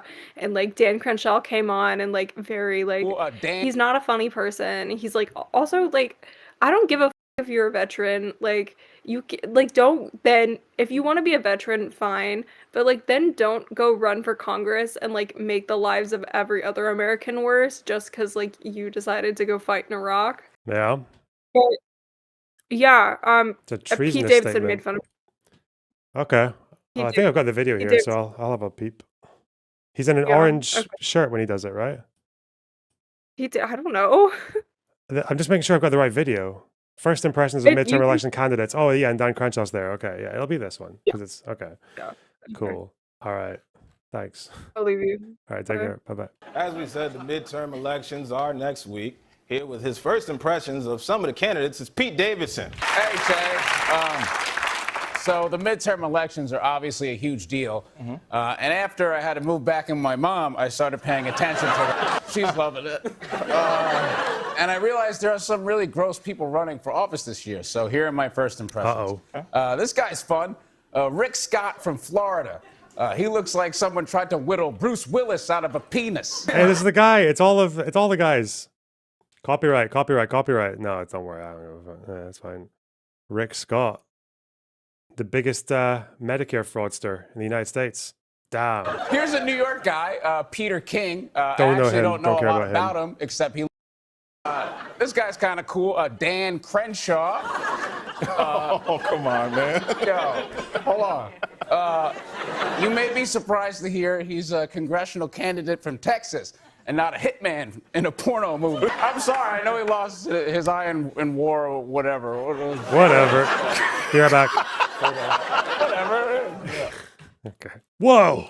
Wow. All right. Well, here's a Democrat, so I look fair. Give me that like Cuomo guy. Good stuff. Ah! perfectly reasonable discussion in front of the media. Then it all kicked off, and that was unfortunate. It should have happened behind the scenes. Did you wash your doorbell? But do you know what doorbell means? You think I'm pissing on the delivery guy? But in the general scheme of trying to bring a war to an end, I didn't get as upset about it as everybody seemed to. And I said and predicted then, I think you'll find that Zelensky's back at the White House pretty quickly, and that this is all part of Trump's plan to try and force a peace deal, which it clearly seems to be. The onus is now on Russia. But do you accept that what we saw in the Oval Office and all the reaction that came out of it, you know, this is terrible, it's this, and this, but actually in the cold light of what we've now seen unfurl since then? Ooh, I got this. I think I'm at the stage now where I can actually make use of it. It's the Hannon book. The most boring, necessary. It's all just like little scale patterns. Look, it's so cute. Yes. God damn. There's so many of them. The trill. Really, there's a trill section. I didn't know this. There's a trill section. Look how many notes there are. Cool. What's this? Bach. Oh yeah. Books 1 and 2, first lessons in Bach. This is like an early intermediate. These are like practice pieces almost. A lot of these pieces that people like Bach wrote were just like practice pieces for students because they didn't have their own like little teachers' books. Oh, it's got Bure. Didn't know that. I can play that on guitar, but not piano. Wow. Wow. Okay. Was premature. No, I don't agree. And it's interesting you use the word unfortunate, Piers. I've told you this before in the past when you say you're not a conservative, you're not on the right. You use language that always minimizes what the right does. If Joe Biden had done it, if Kamala Harris had done it, you'd have been up in arms. It was a joke. You know it was a joke. The entire world watched that in shock. No president has ever behaved towards an allied leader in public like that, maybe in private. We know what our European allies thought of it. They thought it was a disaster. They didn't think it was just unfortunate. And look, if your argument is bring him to the table, there are other ways. Okay, apparently Barghouti did actually get found guilty of an attack in Tel Aviv. RIP. 3 civilians. Al-Aqsa martyrs. 2 civilians, 1 police officer, 1 terrorist killed. Tanzim, that was Barghouti's group, the youth militants of Fatah. Well, whoops, sorry, just did some Palestinian propaganda by mistake earlier. Whoops. Bleh. To bring him to the table. I'm someone who's supported a ceasefire in Ukraine for a while. In fact, a year ago, 2 years ago, if we had this conversation, I would have probably been the most dovish anti-war voice out of the 3 of us. Both of you would have been much more pro-Ukraine and hawkish against Russia than me. My problem is, while I want a ceasefire and a negotiated settlement, and I've said that since the beginning, even when I was doing my MSNBC show, I wanted it done by neutral mediators who have the best interests in peace. Donald Trump doesn't care about peace. He wants to win a Nobel Peace Prize. It bothers him that Barack Obama got one. He loved the fake ceasefire in Israel. He doesn't mind if he gets a fake ceasefire in Ukraine. My problem is the negotiator shouldn't be an American president who is so blatantly and viciously in the Russian camp. Piers, you cannot deny that he is not a neutral mediator. He only berates one side, not the other. He pushes Russian lies, right? If I had said the stuff he said a year ago, you and Dan Crenshaw would be attacking me as a Putin stooge. He said Zelensky's a dictator. Lied about that. Then he lied and said he didn't say Zelensky was a dictator. He said Zelensky had a 4% approval rating. That was another lie. Yep. He lied and said Ukraine started the... Is the Israeli ceasefire fake? If you're Mehdi Hasan, yes. If you're a Gazan who's probably far, far less likely to get bombed than they were before the ceasefire, then no, it's probably real. An outrageous lie. Russia started the war with an illegal invasion. He lied about how much money America has given Ukraine compared to Europe. He's lied and lied and lied, and that is my problem. And my biggest problem, and Piers, surely you agree with me, is can Russia be trusted to maintain the ceasefire? I'm glad the ball's in Russia's court, but don't forget what caused that blow up in the White House. Zelensky, not rudely, but firmly asked J.D. Vance, how do you know Russia's going to keep the ceasefire? 25 times Russia has violated previous ceasefires. Vance couldn't answer the question, so instead he personally berated and insulted and verbally abused the president of Ukraine. That's what it comes down to now. Can Russia be guaranteed to hold a ceasefire? And can Trump ever hold Russia accountable? The one leader in the world he'll never, ever criticize. All right, Dan, a lot to unpack there, but I think what I felt about this is that Trump's minerals plan seemed to be quite a smart part of this equation to peace, because it would calm down all those on the MAGA side who are outraged about the spending that's been going on in supporting Ukraine, who do not see the point of America doing this, who want America first and leave these foreign wars alone and so on. If you can have a deal based around accessing minerals that America can then use, and you can make it look like a transactional business relationship that costs Americans nothing, that's a better sell for Trump just politically with his base. I got it. I also think that Trump had a point. I'm interested in what you think as a military man, though, that whilst I accept what Mehdi says, that it is all about security guarantees, and that Zelensky's biggest fear might be actually what happens when Trump's no longer in office, that Putin might not try anything on his watch, but he might wait and bide his time and do it then, which he did, of course, with Biden when he invaded Ukraine.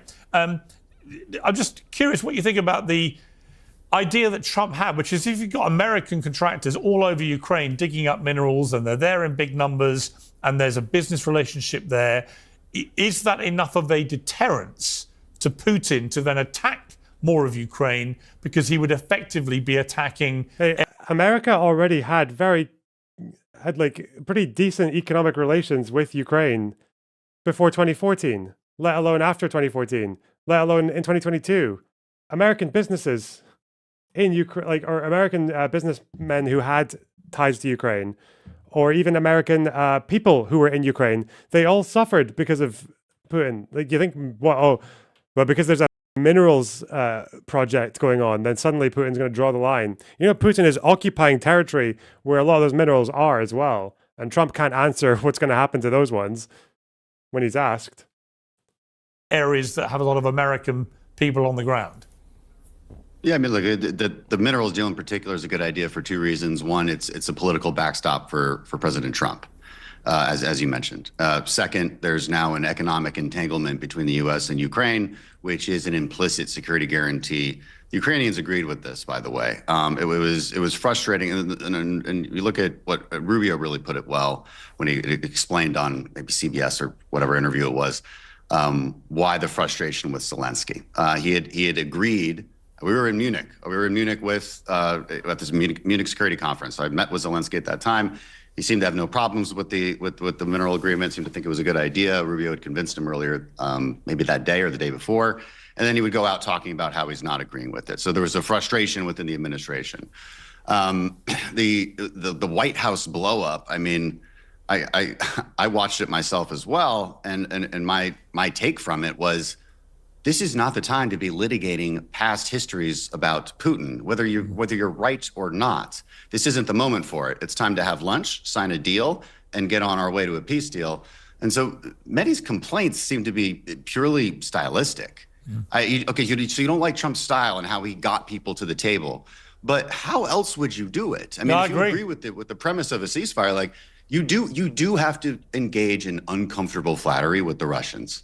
That is something Trump knows. It is how you wrangle them. And look, Zelensky has been pandered to by Europeans, by us for a while. Now look, I think everything happened as it should happen along the timelines. I think we needed to probably do a lot more than Biden did, quicker and faster aid to defend Ukraine in the beginning. 3 years later, Trump is right. It is time to actually start talking.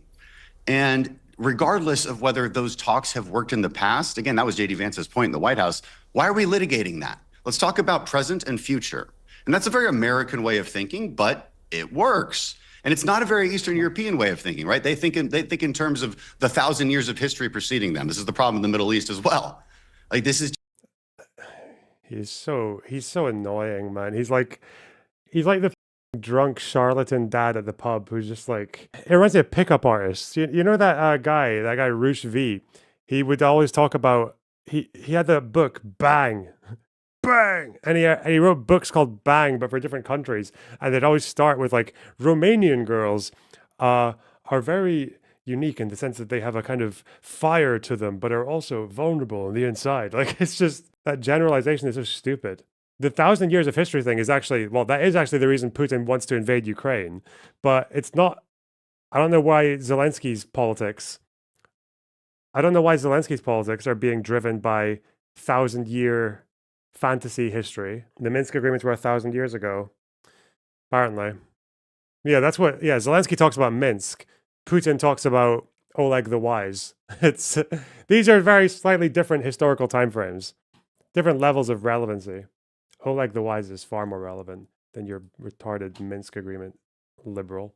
It's just there's a cultural mismatch there, and I think that's what you actually saw unfold in the White House. Also, on your point, what Dan, we have is we seem to agree on the outcome here. We seem to all like the outcome. Yeah, I agree.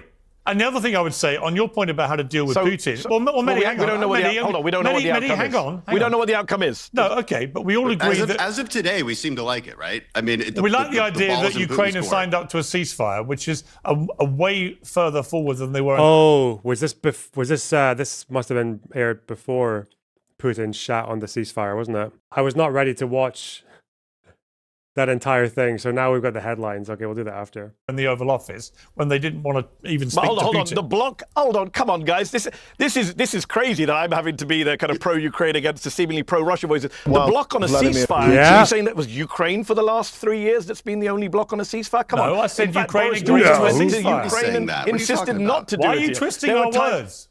The idea that nobody said because that. you're saying that we're in a ceasefire position. Can I finish a sentence? We're saying, Can I saying finish? that Zelensky went to the table because Trump bullied him in public. And by the way, I'm loving this from you two, that this language we're using today to coddle Trump. He's not even here, and you're both so worried about his feelings. Trump, Piers talking about unfortunate. Dan said stylistic. Come on, I have a memory of longer than a goldfish. Barack Obama talked about a reset with Russia. Your party, Dan, went nuts. Yeah. Can I just People called him a stooge of Mehdi, Russia. Mehdi, if I may. Hold on, no, I just finished my sentence. I need to be able to actually. And in a way, they were kind of they were not completely wrong. Mitt Romney was more on it for Russia than Obama was. Obama kept on dismissing it as Cold War policy, but that's not true. It turned out actually Obama was wrong about downplaying the threat of Russia. Very wrong. Jacob, thanks for $5. We can't use someone's preferred pronouns because that's enabling someone's delusion. By the way, Oleg the Wise gives Putin the right to invade Ukraine. Wow. Solid. Bam. Put a question you don't want to call it to two you. against one. I haven't spoken about Russia for the last 5 minutes. You both have been speaking. Can I finish one point? Let me just make one point. It's not stylistic. It is Trump being objectively pro-Russia, pushing Russian talking points. And if a Democrat did it, Dan Crenshaw and you, Piers Morgan, would be all over them and not A say it's Democrat stylistic. literally. I'm sorry. The person in chat who said this is definitely being face blind right now. This is not me, okay? You guys think I'm not face blind. I'm actually quite good at this, but this is not really it, you know? You're kind of, you're a little bit hyper-focused on one variable and kind of ignoring all the rest of it. You're missing the forest for the trees. Did it because Bill Clinton, I put a clip out that went viral last week of me interviewing Bill Clinton in 2012, and it went viral for a reason, because he was talking about how he dealt with Vladimir Putin when they were both world leaders. And he said, what you have to do with Putin, you don't criticize him in public. He said, but behind the scenes, you have very tough conversations. And interestingly, he said... So then why did Obama get so much... Hang on, let me finish. Why did Obama Stop get so much shit interrupting, for the Mehdi. reset? You said you hate interruptions. You're about to Stop interrupting. Stop it. You interrupted Practice me what earlier. you preach. You interrupted me earlier. Practice what you preach. Wow. That's such a solid comment from Piers Morgan. That's the first time I've ever seen Piers Morgan effectively thinking on his feet. In 15 years of seeing this guy on my screen. He's got a massive brain. Well done, Piers. 2 against 1. Can I but that's finish, fine. please, Mehdi? I'll wait. Thank you. And he Please, simply said that behind the scenes they had very tough conversations. And I said to him, could you trust Putin if he gave you his word on something? He went, absolutely. He never went back on his word, which I thought was interesting. And I've heard that from other leaders, of what Putin says in public and what happens in public is one thing. What happens behind the scenes with him is another. We don't know what conversations Trump has had with Putin behind the scenes, but we do know he's following the same playbook in public. Because he tore them up. He's following the same playbook in public. He tore up the if you may not interrupt me, please. We do know he's following the same playbook as Bill Clinton advocated in that clip. And he was a Democrat president last time I checked. So there is a strategy they have for dealing with Putin, which may be more effective than simply doing what you'd like everyone to do, which is call Putin a monster. I'm happy to. I think he is a despicable tyrant. He's a dictator. He pretty illegally sure you've invaded called a him a sovereign. monster more than I have. Hang on. Yeah, is it Putin sorry, Pierce. Easy to Pierce wants to appease him. He thinks Putin is appeasable. He thinks being nice to him will affect the outcome. I'm sorry, Putin doesn't want nice words, okay? Do you think he's a child? Like, Putin doesn't want nice words. He wants more concessions that he does not deserve. Stop interrupting, please. I think he's an awful dictator. Well, you're giving a speech now, Piers. I thought we were doing a debate you should here. you should know all Sorry, about I'm that, gonna Mehdi. interrupt you. But let me finish and I'll come to you. He's a ruthless dictator, to be clear, who illegally invaded a sovereign democratic country. But do I think that Donald Trump has more chance of forging peace here when that war is clearly at a point where... Hello? About Putin, right? Putin, well, Russians in general were always like, if they can't get anything out of a deal, they won't make it. And if it's like a deal that where they will have to make a concession, they probably won't do it unless they're forced to. So what I think is happening is they're basically trying to bait him into the deal and then at a later date make him do the concessions. Okay. That's what I think. Obviously, I could be wrong. I have no idea. I don't sit in the rooms, but that's what I think is happening, because Putin is not going to come into the room and talk to them if he knows he's going to get over. Right? Mm-hmm. So I just don't see a way where, for example, you're going to strong arm him into a peace deal or a ceasefire deal or something like that. Like, you can see literally right now, like, he's literally refusing those ceasefire deals because it's not in his interest whatsoever. Yeah, but that's with Trump soft arming him, though, right? Like, that's with Trump, sorry, like, cupping his balls as he, you know what I mean? Like, because right now, okay, if you're Putin and you see that you do have the initiative, right? Ukraine, without being able to have a little bit of a break and being able to like dig in more defenses strategically, Putin can do this forever. Well, forever, like, obviously this is hyperbole, but if you are Putin and you have a bit of an initiative and all of a sudden there's a 30-day ceasefire, you're losing the momentum, right? The status quo is what he's looking for. He is good at wars of attrition. So if there's a ceasefire and he can't get anything out of the deal, then he's not going to make the deal. Isn't there? I'm also. So you think one reason is that obviously he sees an advantage in the fact that America is backing away from Ukraine, and that's like a good window for him to, like, potentially even push forward a bit. This is basically the US can't stay in Europe forever, and they can't also fund this war forever because they have their own, like, they literally have a pier on the other side of the ocean, and it's looking really wacky right now in the Indo-Pacific. So whenever they send aid to Ukraine, it's taking it out of the stockpiles or basically taking up production from American companies that they need themselves for their own stuff to fight China. And basically they want to kind of like cut their losses in a way so they can actually 100% focus on China. This is for China, this is basically the best case scenario. That's also why they don't like send ungodly amounts of weapons to Russia, because this is exactly what they want. They want to bleed our stockpiles dry. This is perfect for China, and for Russia, it's like, okay, they can basically do this forever because they just have the production for it because they're in war economy mode. But yeah, it's not ideal for Ukraine to keep this going as it is or as it has been. The ceasefire, like a 30-day ceasefire, is pretty good for Ukraine. Well, especially since I know Putin seems like he's quite confident in the idea of getting Kursk back soon, or at least regaining more ground there. Is there not also, I'm not basing this on anything, it's just like a thought. Is there not also the factor that in any kind of pause in the fighting, then Russia has to contend with the fact that people in Russia are going to start to ask questions about why their dead relatives are not returning home, and getting the mandate to start again after all that they've lost from this war is like going to be more of a challenge than keeping things going? Is that an issue as well, or not at all? I think that's a pretty minor issue. They're really good at squashing dissent.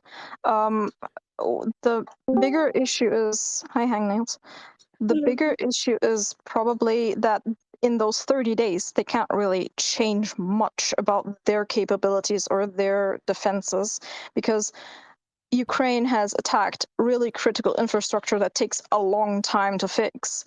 And Ukraine, in that time, can reassemble their resources, dig in their trenches even deeper, and fix their energy grid, right? Or as much as they can. So, like, it's really not ideal for, I feel like the steel is really not that good for Russia at all. Yeah, I just wanted to point out that also, like, the war economy in Russia is not sustainable right now. I think I read something I think it was from the Carnegie Foundation.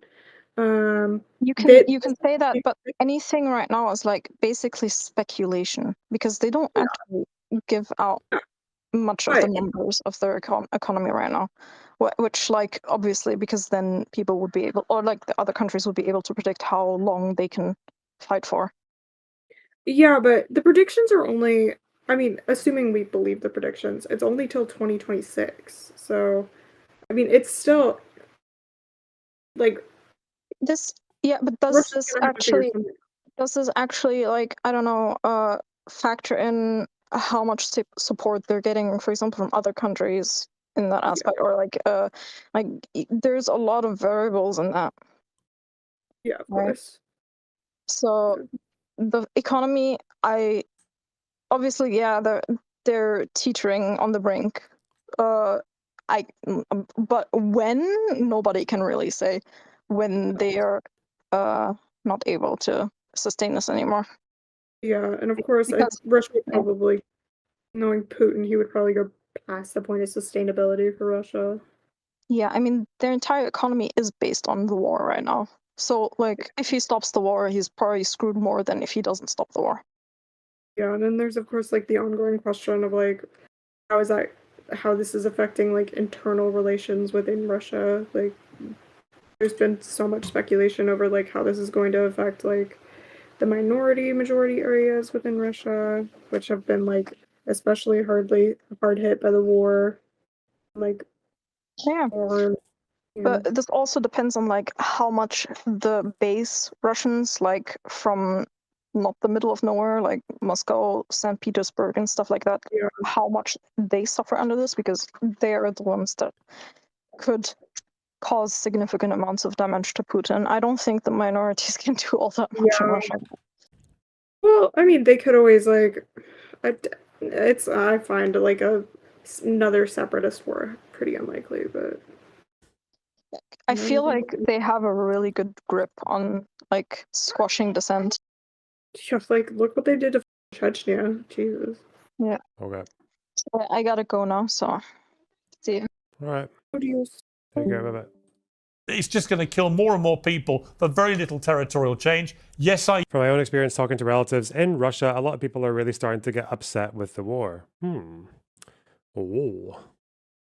I do. Far more than Joe Biden ever even looked like doing. Over to you, Mehdi. No, I don't have much to add other than to repeat my point, which is I'm not for war. I'm the most dovish person on the three of us on this panel. My point is a very simple political point, which maybe neither of you want to hear, which is that when Democrats are in office, if they ever try and make peace or do deals with dictators, they get attacked by Dan's party and Fox for being soft on defense. We all know this is undeniable. In Washington, D.C., they're called soft. They're called sellouts. Obama was demonized for many reasons, including his Russia reset comments. All I'm saying is the Republicans come into office with Trump, not with any other other one, not with Romney, but with Trump. And when Trump does it, they all flip and say, let's have peace with North Korea. Are you kidding me? If Joe Biden had said, I'm exchanging love letters with Kim Jong-un, the Republicans would have crucified him. Everyone here knows. All right, let me explain to you the difference between rhetoric and actions. So under Obama in 2014, what did Russia do? Very patronizing. Refresh my memory, since you have the memory longer than a goldfish. Oh yeah, they invaded Ukraine. Longer than a goldfish. And did Obama give any weapons to Ukraine for self-defense? No. Trump did. Javelins. And did your party attack him for that? Hold on, but didn't your party attack him for that? Don't you just made my point for me, Dan. No. Thanks. Thanks, Dan. Thanks, Dan. You just made my point for me. Let Dan speak, please. Yeah, Republicans attacked Obama. Yes, they shot on Obama for not helping Ukraine, and now Trump is shitting on the Democrats for helping Ukraine. Yeah, it's so stupid. Party attacked Trump for giving Republicans attacked Obama for no. I said Republicans attacked Obama for not arming. Yes, God, you're making my point for me. So they attacked him for being soft on Russia. That's my point. So when Obama's soft on Russia, it's bad. When Trump is soft on Russia, it's good. Do you see the hypocrisy here? No, there's no hypocrisy because we You've look been at talking to me multiple times. So Trump actually has taken actions against Russia to include arming the Ukrainians. So, and if he hadn't done that, by the way, Ukraine would be Russia right now. He just cut off aid. For Sorry, 3 Dan, days. come on, like stop gaslighting. He literally, and people died. And how many children died? And how many people died? How many people died in those 3 days? People actually did die because of that. Yes. There was a shipment in Poland that Trump turned back to send back to America. Bro. The viewers? Do you want to tell the viewers how many people died? Were there not rocket attacks? Warfare. You know nothing about on the ground on Ukraine. That had no effect on the ground in Ukraine. It had zero effect. But 4 days of supposedly cutting off aid had zero effect. I don't need to know about warfare to know that you just misinformed the viewers. He literally cut off arms and intel. I'm not done with my list of actions that Trump took. And he cut off arms and intel. Okay. So that's me. Putin invaded Ukraine twice, both under Obama and Biden. Under Trump, Ukraine was given defense weapons that actually saved Ukraine from being totally taken over, because it was those weapons that were used to destroy Russian tanks just outside Kiev. I saw them with my own eyes. It's true. Been there? What he's saying is true. Do you know about the actual on the ground? Such a gimp, man. They're not going to mention the cutting on intel, are they? No. It's an interesting coincidence now that with Trump's moves on Ukraine, that Putin is starting to basically push the offensive to get Kursk back. Piers was challenging Asmongold. Yep. He's right. It's amazing that other people don't believe that. Ground truth in Ukraine. It's not two against one at all, is it? How many hundreds of Russian soldiers did Trump vaporize in Syria?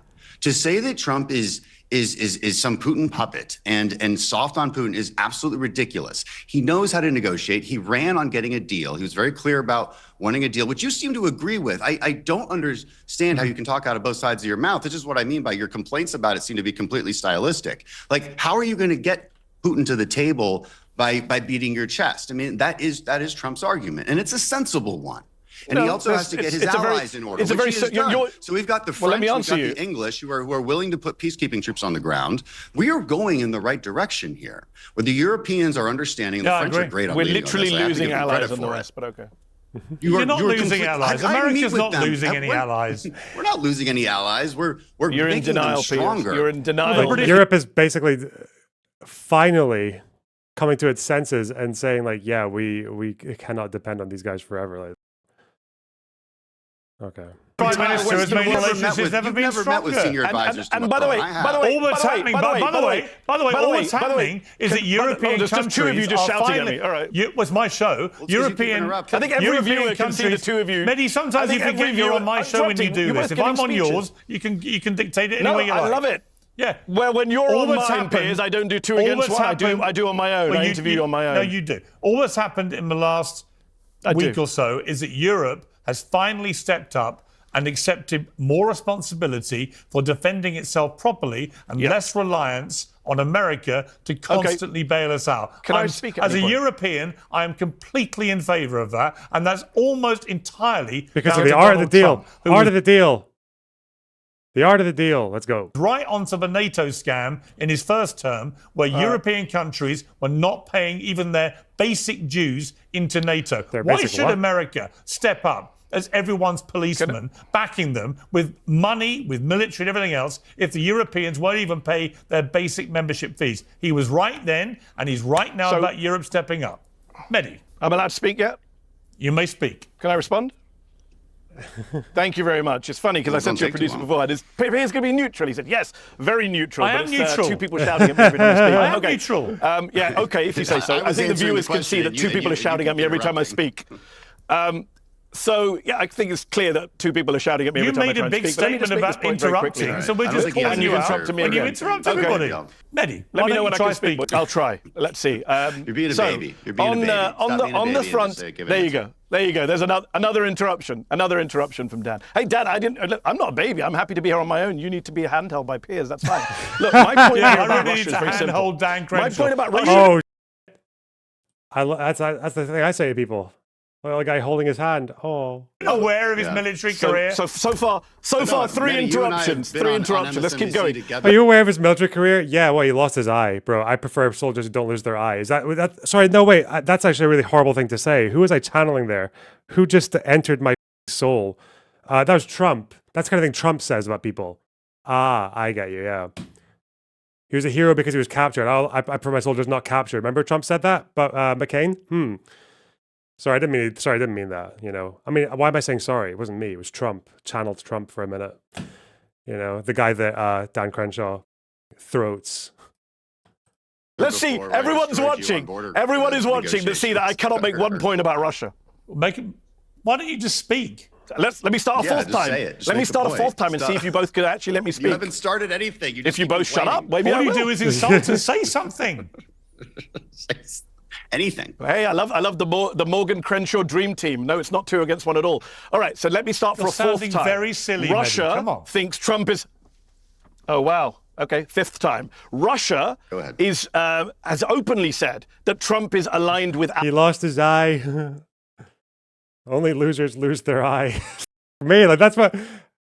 I didn't say that. I was channeling Trump again. I'm so sorry. I don't know why this keeps happening. I don't know why Trump has chosen me of all days to be his medium.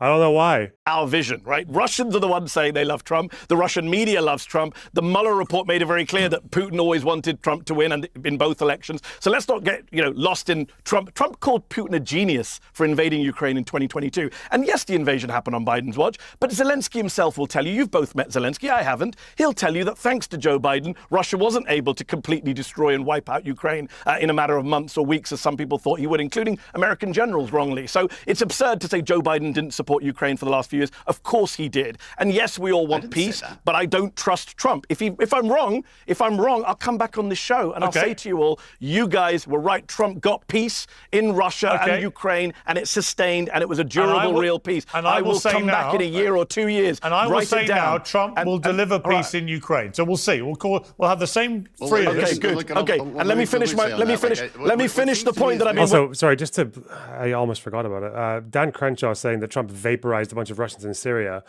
This is the same Trump, by the way, who abandoned the Kurds in northern Syria. And who benefited from that again? Oh yeah, it was Turks, Assad, and who's on Assad's side? The Russians.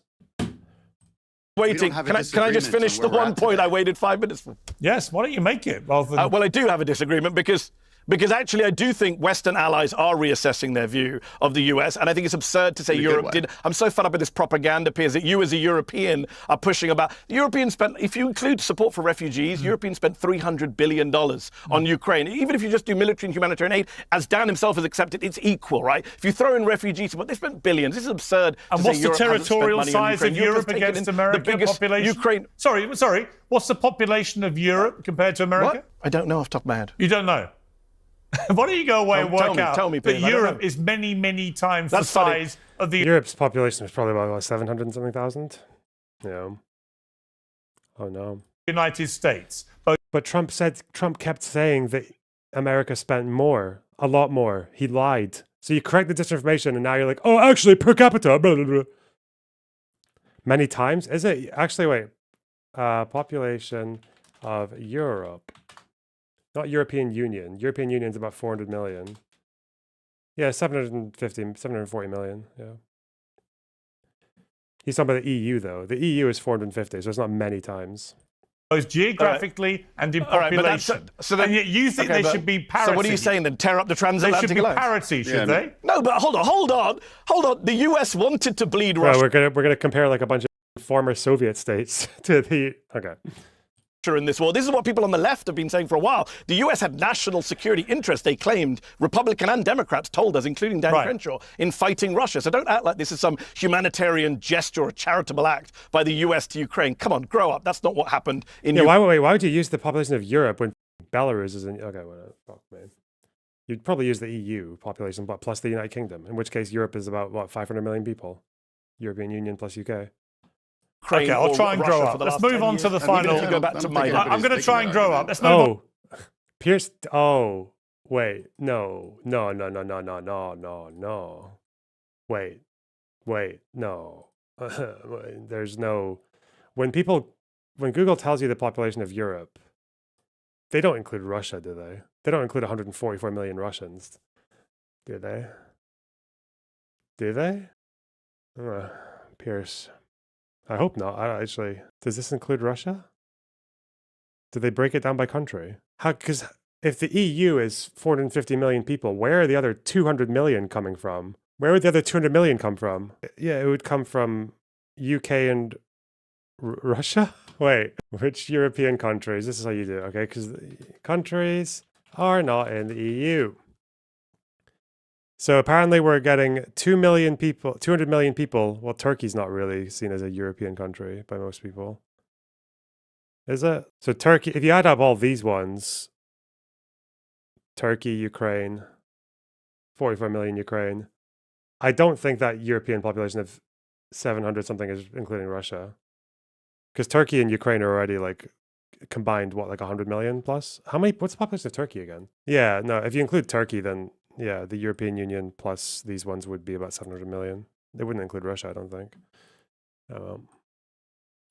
On to the final topic, which is Mahmoud Halil, who's this prominent figure in Columbia University's pro-Palestinian student protest movement, been arrested and detained on Saturday after an executive order by President Trump ordered that terrorist sympathizers should be deported. Now, Halil is married to an American, but is in the US on a green card. And someone just sent me this fresh photo of Piers Morgan. Okay. His actual legal activity still ongoing, so we'll have to see how that all plays out. Trump wrote on Truth Social, "We know there are more students at Columbia and other universities across the country who've engaged in pro-terrorist, anti-Semitic, anti-American activity, and the Trump administration will not tolerate it." Mehdi, your response? Yeah, so to go back to the start of the show, and Dan talked about Trump derangement syndrome. Many people have accused me of Trump derangement syndrome because I've been warning about, as you know, on this show with you, Piers, you and I have argued about Trump fascism, Trump autocracy, authoritarianism, racism. I've been super worried about what Donald Trump might be. But even I was shocked by this. I thought they would go after student visas, students, the low-hanging fruit. I would have objected to that, but there would have been at least some argument there. To go after a lawful permanent resident in this way, no accusation of a crime, no charge of a crime, the way they did it was horrific. Then Trump comes out with weaponizing Judaism and Hebrew with Shalom Mahmoud, again accusing him of no crime, saying he's anti-Semitic and anti-American, very McCarthyite phrase. What does anti-American mean? Donald Trump, many would argue, is very anti-American. So it's a very, very scary moment we're in. Those of us who believe in the rule of law, who support immigrant rights. There are more green card holders in the US than undocumented immigrants, 14 million, who are now, I know many of them who are living in fear now about what they, what's going to happen to them. Did they say something or do something that Trump doesn't like? I do find it ironic that the Republican Party, which obsessed for years over threats to free speech, over social media censorship, over COVID lockdowns, over the government coming for your guns, black helicopters in the skies, now seem to be totally fine with armed federal agents from the United States government turning up unannounced at the home of a US citizen who is 8 months pregnant to detain without charge her lawful permanent resident husband and then disappear him simply because the President of the United States doesn't agree with his political views or the content of his speech. If that is not fascism, I don't know what is. Okay, Dan, your response. I'll help you out. So let's read what Khalil's statements actually were. Quote, "We are Westerners fighting for the total eradication of Western civilization. Our intifada is an internationalist one. We are fighting for nothing less than the liberation of all people." So this is an incitement to violence. Then charge him. If it's an incitement to violence, then charge him with a crime, you retard. Like what? That's not why they didn't go after him for incitement to violence. That's also, is that even his statement, or is that part of the group that he was in? Did he write that statement? If he did write that statement and you think it's incitement, then charge him with a crime. That's not why they went after him. They went after him because under an obscure, barely ever used legal code as part of the 51 Immigration Act, the Secretary of State decided that he was against America's foreign policy goals. That's why they're going after him. So if you're looking, That's a statement from a group he was part of. yeah. So okay. So here's the Okay. Let me just completely ignore that thing that completely f***s my argument. Let's deport him because he joined a group that said a thing. Are you serious, bro? What the hell? What the law? You're right. Sorry, that is correct. Now here's the law that we're referencing. You said he broke no laws, but it's Section 8 U.S. Code 1227. Being a representative of a political or social group that endorses or espouses terrorist activity is against the law and a violation of the social contract of having that visa. What's the legal precedent there for supporting a terrorist organization? It has to be a material support, doesn't it? Again, charge him with a crime. That's not the law that they're using. The law that they're using is the one that says the Secretary of State can do it if they decide that they're a serious threat, to American foreign policy. That's the argument. There isn't some. This isn't some McCarthyism. This isn't some vague issue. How is it false? I just read to you the actual U.S. code. Not true. I'll tell you. Not true according to who? I can tell you how it's false. Because according to the White House, Dan, according to the White House went to the Free Press yesterday. You should check your facts before you come on and defend the White House. The White House went to the Free Press and said, we're not accusing him of breaking any laws. So Congressman Dan Crenshaw was coming Well, they didn't say they're not accusing him of breaking any laws. Wait, what did they actually say? Their full statement is they actually omitted whether or not they were accusing him of laws. That's not entirely accurate. Public statement from the White House.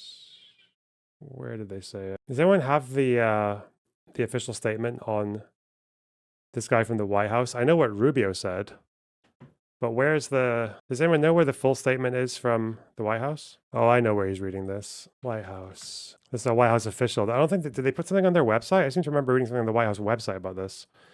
Apparently the White House official said, Khalil is a threat to foreign policy and national security interests of the United States. The allegation here is not that he was breaking the law. Did an official actually say that? I don't remember them saying that.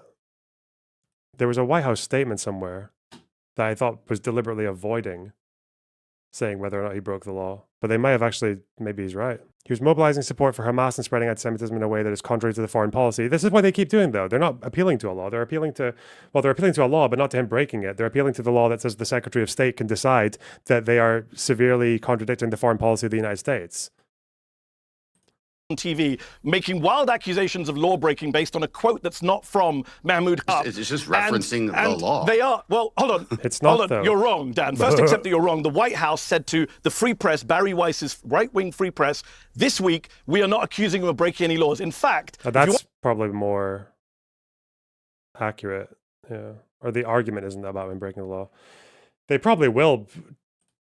Like, if what he's done is what they say he's done, then there will be a criminal charge somewhere. But until then, they're not going after him with that. If you want to understand the laws, you need to look at the Immigration National Act of 1952. It's not complicated. He's a foreign student that misbehaved. Report. Uriel, I really cannot stress enough how much I will relish the day that Ben Gvir catches you watching a Lebanese streamer who says nice things about Marwan Barghouti and flirts with the idea of joining Hamas's Christian wing. I cannot wait. I will see you in a human rights report on State Man. I'm in the UK. Good. I hope that just before they scrap the prevent strategy, you are the last one. Okay? I want some doctor who's treating you to be looking through your phone, to look over your shoulder and see you on your phone watching me, watching terrorist propaganda and reporting you to the cops, because that's a thing they can actually do. You will not be the first Jewish terrorist, okay, that gets by the United Kingdom. We banned Menachem Begin from this country in the 50s, okay? We've got the precedent. They're actually taking him into deportation proceedings under Section 237A4CI, which allows Marco Rubio, the Secretary of State, to personally deport a migrant because he believes that migrant's presence has serious potential adverse consequences for U.S. foreign policy. That is the obscure act, which, by the way, was designed for Eastern European Jews to get rid of them because they were deemed to be communists in the 1950s. Was it to do with targeting European Jews? I didn't know that. I know they used it against communists, but I'd never. What's he talking about there with European Jews? Does anyone know where that comes from? I don't know where that comes from. That is what Rubio is using to get rid of a lawful permanent resident. Now, whether that's legal or not, Trump's late sister, Judge Marion Trump Barry, said it was a violation of the First Amendment. We'll see if the Supreme Court gets involved. But the idea that we should live in a country where Marco Rubio or Antony Blinken can remove a green card holder because he doesn't like his views and they're against U.S. foreign policy, some nebulous aim, that's outrageous. And there was a time when the Republican Party would have been against that. Thank you for making the argument today, stronger. You've added to my argument, and I appreciate that. So perhaps you should be defending the Trump administration instead of me. I'm pointing out to you that he hasn't broken any laws. You added no, he hasn't committed any criminal violence. He hasn't broken any laws. He hasn't broken any laws. That law, which Rubio is saying. Dan, let me explain it to you again. That law gives Rubio the power to do it. That doesn't mean Mahmoud Khalid. A lot of communists were recent migrants, like Eastern European Jews and Italians. Yeah, but that's not the reason. Just because some communists who were over in McCarthy era were Jews, that doesn't mean that.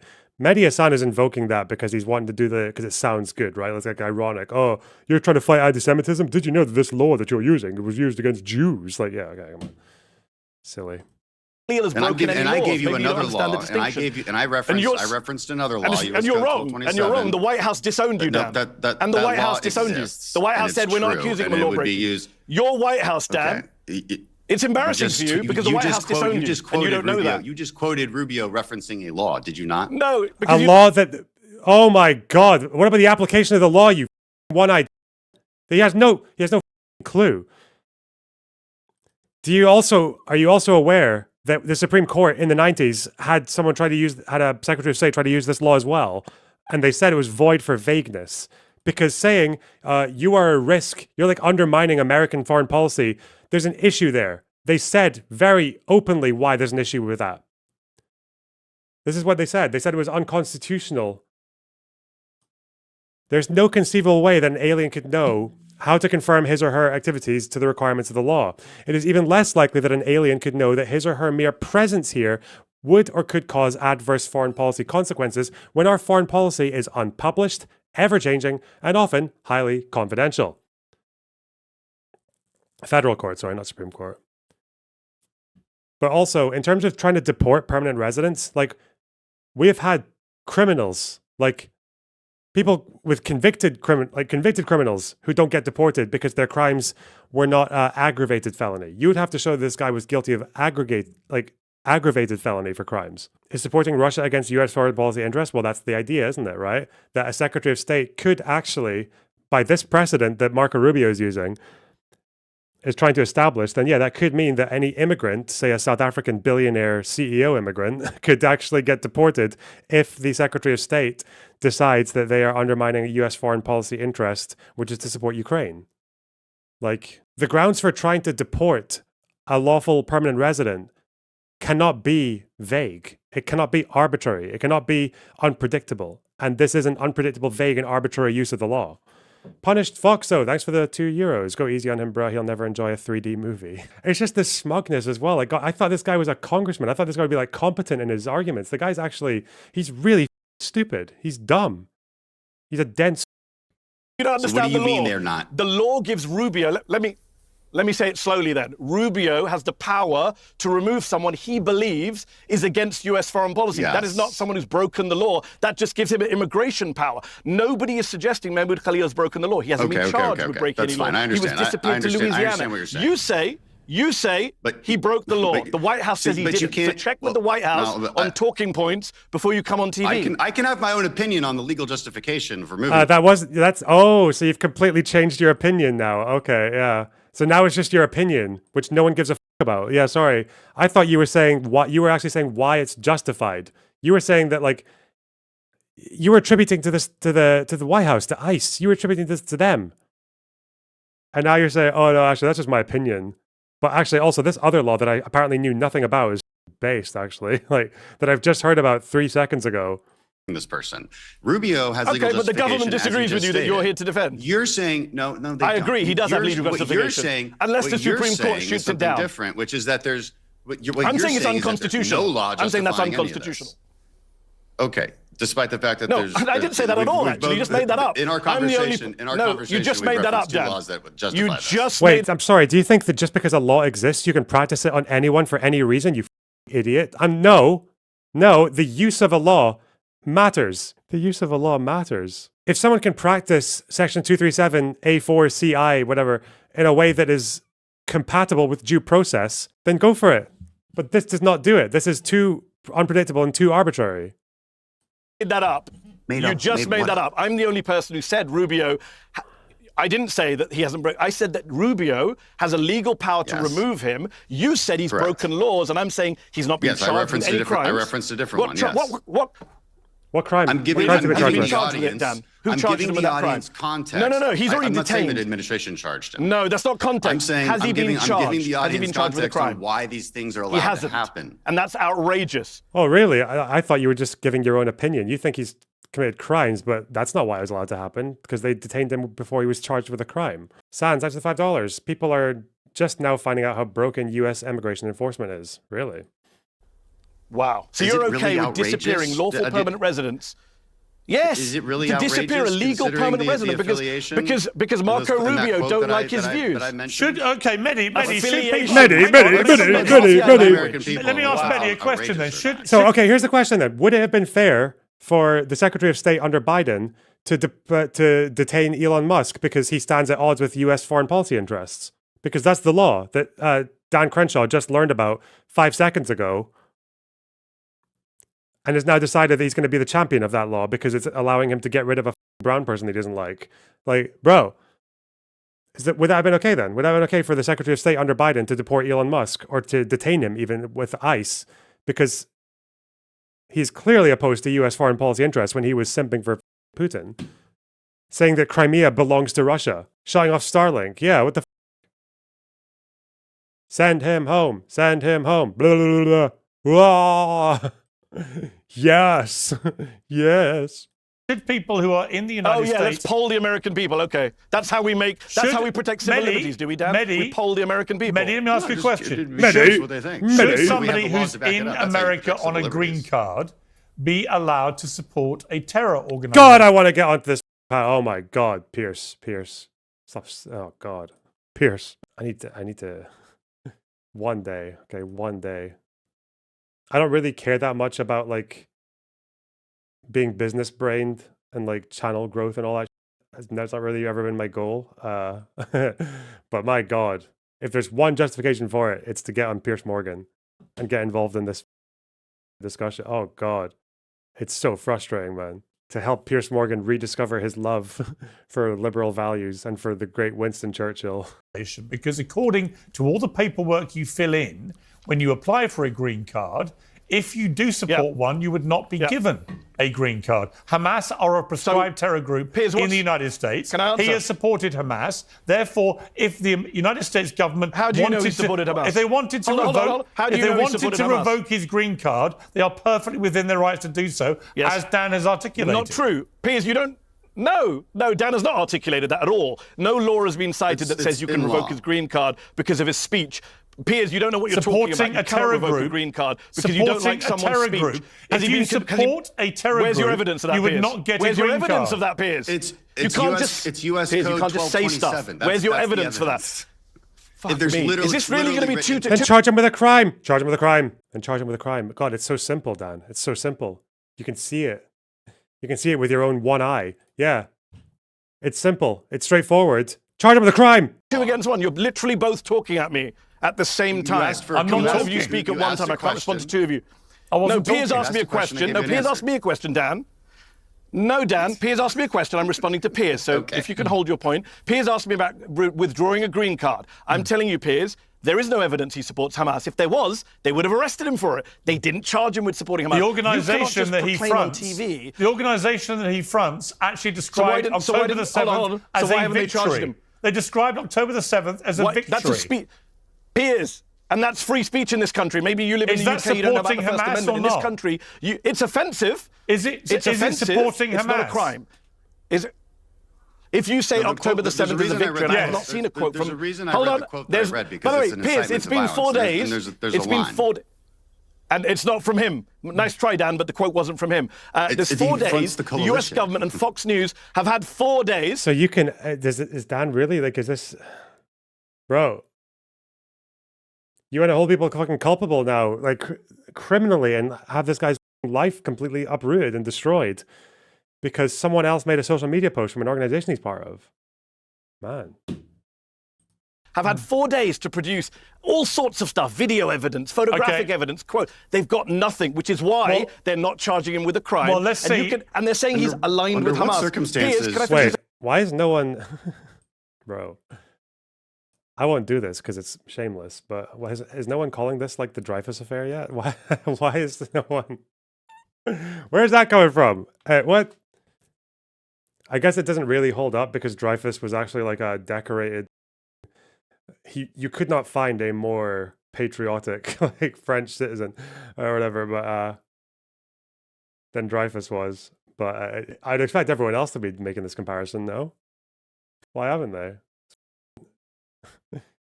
It's more accurate than calling Gaza the Holocaust. Like they're saying he's aligned with Hamas. You can't just say people are... You don't do that. Should I say, Piers, Piers, you're aligned with Hamas? Should we just throw around accusations? I mean, I don't front an organisation that made a statement. That's the last time I checked what America says. No, just to be clear, I don't front an organisation. Unfortunately, Piers, there's free Sorry, speech. just to finish my point, you asked me a question. I thought the show was called Uncensored. It is. You have to let me respond to your questions. If you ask me a question, or Dan, can I finish? Let us respond. Don't just then talk over us. It's quite straightforward. And I would say that I do not front an organisation which has put out statements describing October the 7th as a victory. If you do, you are a supporter of Hamas. Which organisation if is you that, support Hamas, you are supporting a terrorist organisation, and as such, you would be in breach. Which organisation put that statement out, Piers? The student group. You can't make claims. Which organisation put that statement out? Whatever they're called. Whatever they're called. I love it that these guys are just so intent on defending this guy who would have to go and live in Algeria. This guy who's about to become a father, whose citizen of America wife is 8 months pregnant, who has not been charged with a crime. And these guys are just so quick to defend destroying his entire life. Like, this is someone's life you're talking about. He's lived in America for how long now? He'd have to, this poor baby gonna grow up, can't play catch with his dad, and what the you think his wife, the American citizen, is gonna go run off to Syria or Algeria? Why does his personal life matter? I have no idea, Marcus. I actually, you know what? Now that you say it, I was thinking, these are like human beings and people who deserve like to be treated with some level of dignity and like treated to a certain standard and owed a due process in the country that loves talking about due process and free speech, incidentally, which does apply to non-citizens as well. But now that you say that rhetorical question, why his life matters, I don't actually know, to be honest. I don't really care. Yeah. You got me. Group. Whatever the CUAD... You can't just make wild accusation without evidence. It's not. The CUAD did not call October the 7th the victory as far as I'm aware. It's in their statement. The CUAD has not called... Can you steelman the pro-deportation position on Khalil?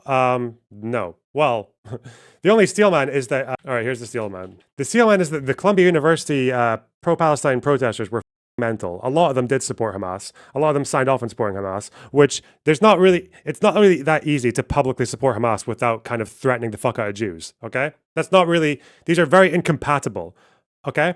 So, I don't think it's impossible he's committed some crimes, but that I can't steelman the detain him, take him to Louisiana without charging him with a crime. I can't steelman that part. The only thing I can steelman is that he might have committed a crime, but he'd also have to commit a crime that's severe enough to get you deported. It's not like if you shoplift some sweets as a permanent resident, they can just deport you. That's not how that works. Do you believe you can support the IDF without intimidating Palestinians? Yeah, yeah, because I've literally walked around Israel with a couple of Palestinians and a couple of people who served in the IDF and support the IDF, and they got along pretty well. Yeah, and also the IDF didn't just defend Jews on October 7th. They also defended Arabs, Palestinians, as they like to be called, actually. So yeah, support for Hamas is a little bit different. You can support the IDF without signing off on all of the attacks on civilians and the war crimes and everything else. But with Hamas, it's kind of their MO. So CUAD has not called October the 7th a victory. Yes, they have. It's called Columbia University Apartheid Divest. No, I don't think they have. That's what it's called. They have, and I will show you. That's what they campaign for. And they another have, quote from them. I actually know more about this group than you do because they have Jewish members who have written for Zeteo, and they do support divestment. Hey. They want to divest from the genocide that you support and you fund. You fund the genocide in Gaza. They want to divest from it. You want to demonize and criminalize them. For a second. So Piers brought up that they this whole thing is about free speech. 7th. I would actually agree. I'm not going to be quiet. You can celebrate October 7th. I'm not a green card holder, Dan. You can't disappear me as well. Will you be quiet? So I would agree that you can celebrate October 7th. I think you're disgusting for it, but no, you can't be arrested. You want everyone but to when be you quiet, say something like "We are Westerners fighting for the eradication of Western civilization," bro, do you have any idea how many people I knew when I was in university who wanted to eradicate Western civilization? Like, do you know what they did? You know, they've done in the last 10 years in order to eradicate Western civilization? Nothing. They might have, I think at one point they might have successfully got the university to stop stocking Sabra hummus in the canteen. And no, Khalil didn't even actually say that. Not that we know of. You are crossing the line. That is not a crime. That's free speech. Incitement of it. No, Dad. You are confused about the law. Are you kidding me? Incitement of Bro, violence. you just learned about the law that they're using 5 minutes ago, you dishonest snake. Like, what are you talking about? You've lost your mind if you think eradication of our civilization is a violent call. Is a crime? Yes. No, it's not. Yes, call for violence is indeed a crime. I don't agree with it, but yes, it is. Free speech in this country is a very broad definition. You cannot arrest people for speech crimes. And by the way, there's no incitement of Yeah, would saying eradicate Western civilization, would that, first of all, that's a very vague term. Second of all, does that, you really, this guy here, this right-winger, this apparent conservative American is going to tell me that saying we want to eradicate Western civilization would pass the Brandenburg test for incitement in America? Are you serious? Coming from the Republican Party, which sent a mob to the Capitol to attack people like you, and all those people were pardoned. Dan, what does destruction mean? Spare me your faux morality. Your party pardoned 1,500 domestic terrorists. My party didn't pardon anyone. I haven't heard you condemn Donald Trump. My party didn't pardon anyone. Yes, they did. They supported. The president did. Yeah, not the party, obviously. Donald Trump. They were. What are you even Okay, talking will you condemn it now? Will you condemn Donald Trump? Yes. Will you condemn Donald Trump pardoning violent terrorists? I tell you what, why don't we move? Why don't we? Okay, time out. We've run out of time. No. We've run out of time. We've run out of time. Piers doesn't like that because Piers knows that January 6th is indefensible. It's just this kind of thing that we hope just stays beneath the carpet forever. Like, just sweep it under the rug. There's no dealing with January 6th. Hell no. Save him. Save this flailing. Before his second eye pops out. I'm sorry. Sorry, I shouldn't make those jokes about soldiers who got hurt in war. Channeling Trump again. I'm sorry, Trump keeps on having this effect on me. He's a bad influence. This guy, Trump, who actually does talk like that sincerely towards soldiers. In his own party, by the way, McCain. Yeah. Calls him a loser for getting captured and yeah. Stop channeling Trump. Will you condemn? We've run out of time. Why don't we try and end on a point of agreement? Will you condemn? Why don't we try and end with something? Why don't we try and end? Why don't we try and end where you both agree about something, right? Which is they actually did violence. Mehdi, I'm bringing it to an end, but I want to try and end on a point you may both agree about, which is Dan's ongoing spat with Tucker Carlson. Now, this began when there was you were caught off. You thought you were off camera, still on mic, saying he was the worst person. We've talked a lot on Twitter. If I ever meet him, okay, I'm gonna fed up. Just do a little outro screen. Still a little outro screen for the stream. There we go. Good Piers show. Good Piers show. Nice to watch the Republicans turn on free speech. Finally. Okay. Fade out. Fade to black. Banger. Spoke on camera against soldiers. Trump, Lonerbox, and Frogan. Birds of a feather. Birds of a feather. 3 more seconds. effing kill him. You then said, excuse me? person. We've talked a lot on Twitter. If I ever meet him, I'm going to effing kill him. You then said, I think anyone seriously watching and being honest with themselves knows that was hyperbole. You said in private, and no, Tucker has nothing to worry about. I've absolutely no desire to harm him.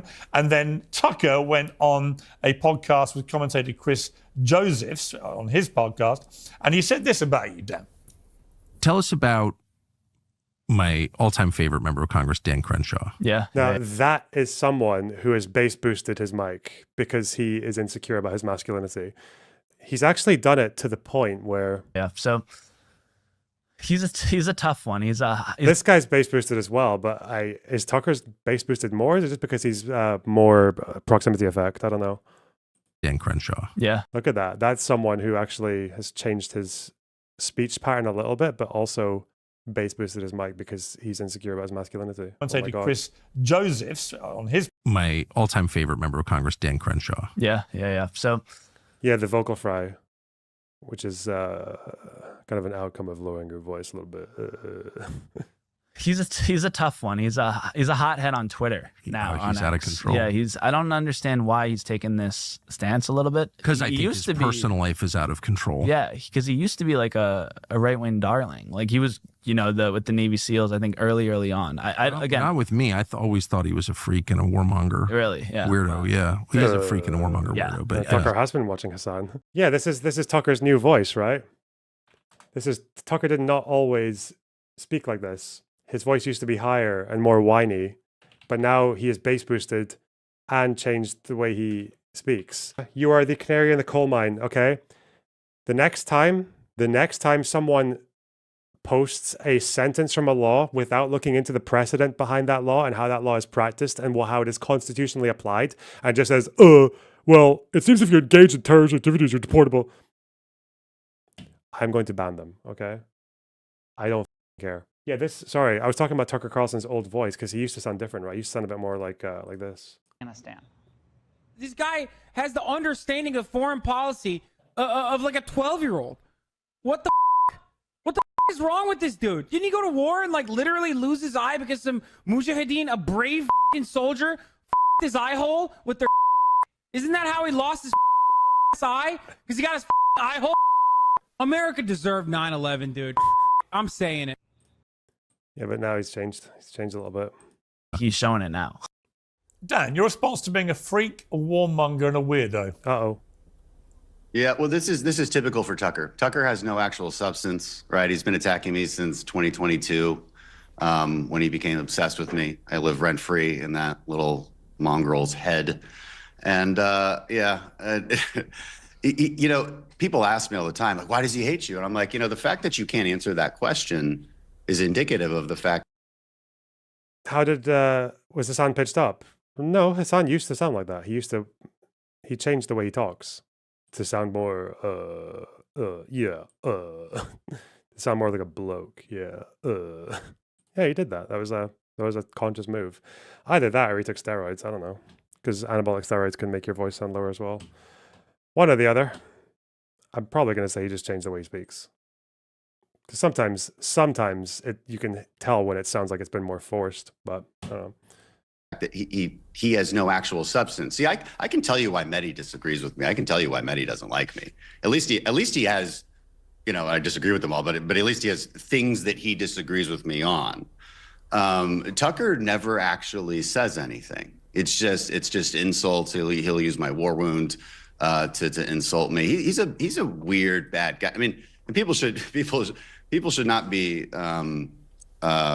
tricked by his supposed stance against the DC insider elites, right? Pretty sure he blames the mic on his old voice. That's because he's exploiting the ignorance of his audience. Yeah, microphones are not as powerful as you think they are. Okay, like there is a timbre to someone's voice that is recognizable across different microphones.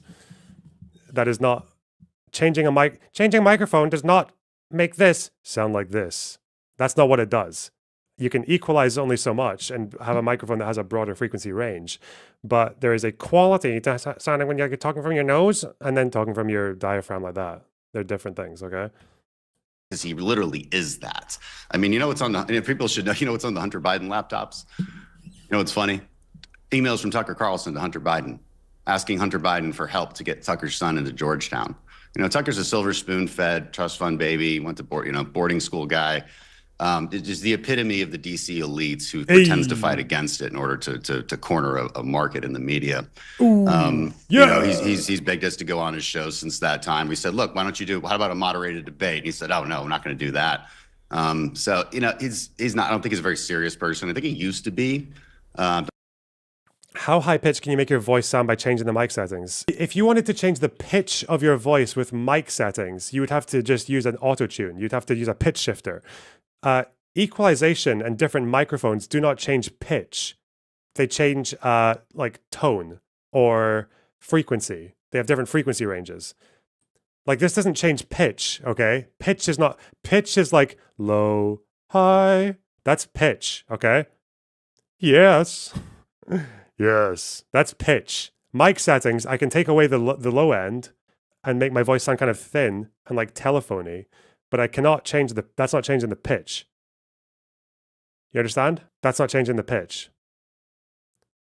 That wasn't falsetto. My vocal cords are too, whatever. I can't do fucking falsetto. Sorry. Yes.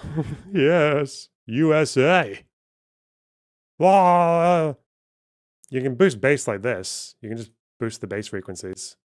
But even then, that's not going to change the quality of my voice. So for example, if I have a bass boosted voice, I can still talk nasally and you will understand the difference between me talking like this and like this. You will understand the difference, right? Even if I boost the bass. Bass boost does not make someone talk like a botched attempt at being Patrick Bateman, okay? That's just... The bass boost does this. The bass boost is off right now, and you can still see that I'm deliberately lowering my voice. Whereas if I bring the bass boost back, you can still hear the difference when I start to go higher, Ben. Like, okay? Raw! USA! Don't see that anymore, right? It's like I'm out of control on Twitter because every once in a while I respond partially to lies told about me. Yeah, I just don't take it lying down. Yeah, that's me. No, I apologize to no one for it. Well, the incredible thing about what you've just been saying is I saw Mehdi repeatedly nodding in agreement. So we seem to have reached a point of agreement. Mehdi. Wow, thank you, Lex Fridman. Jesus Christ. Okay.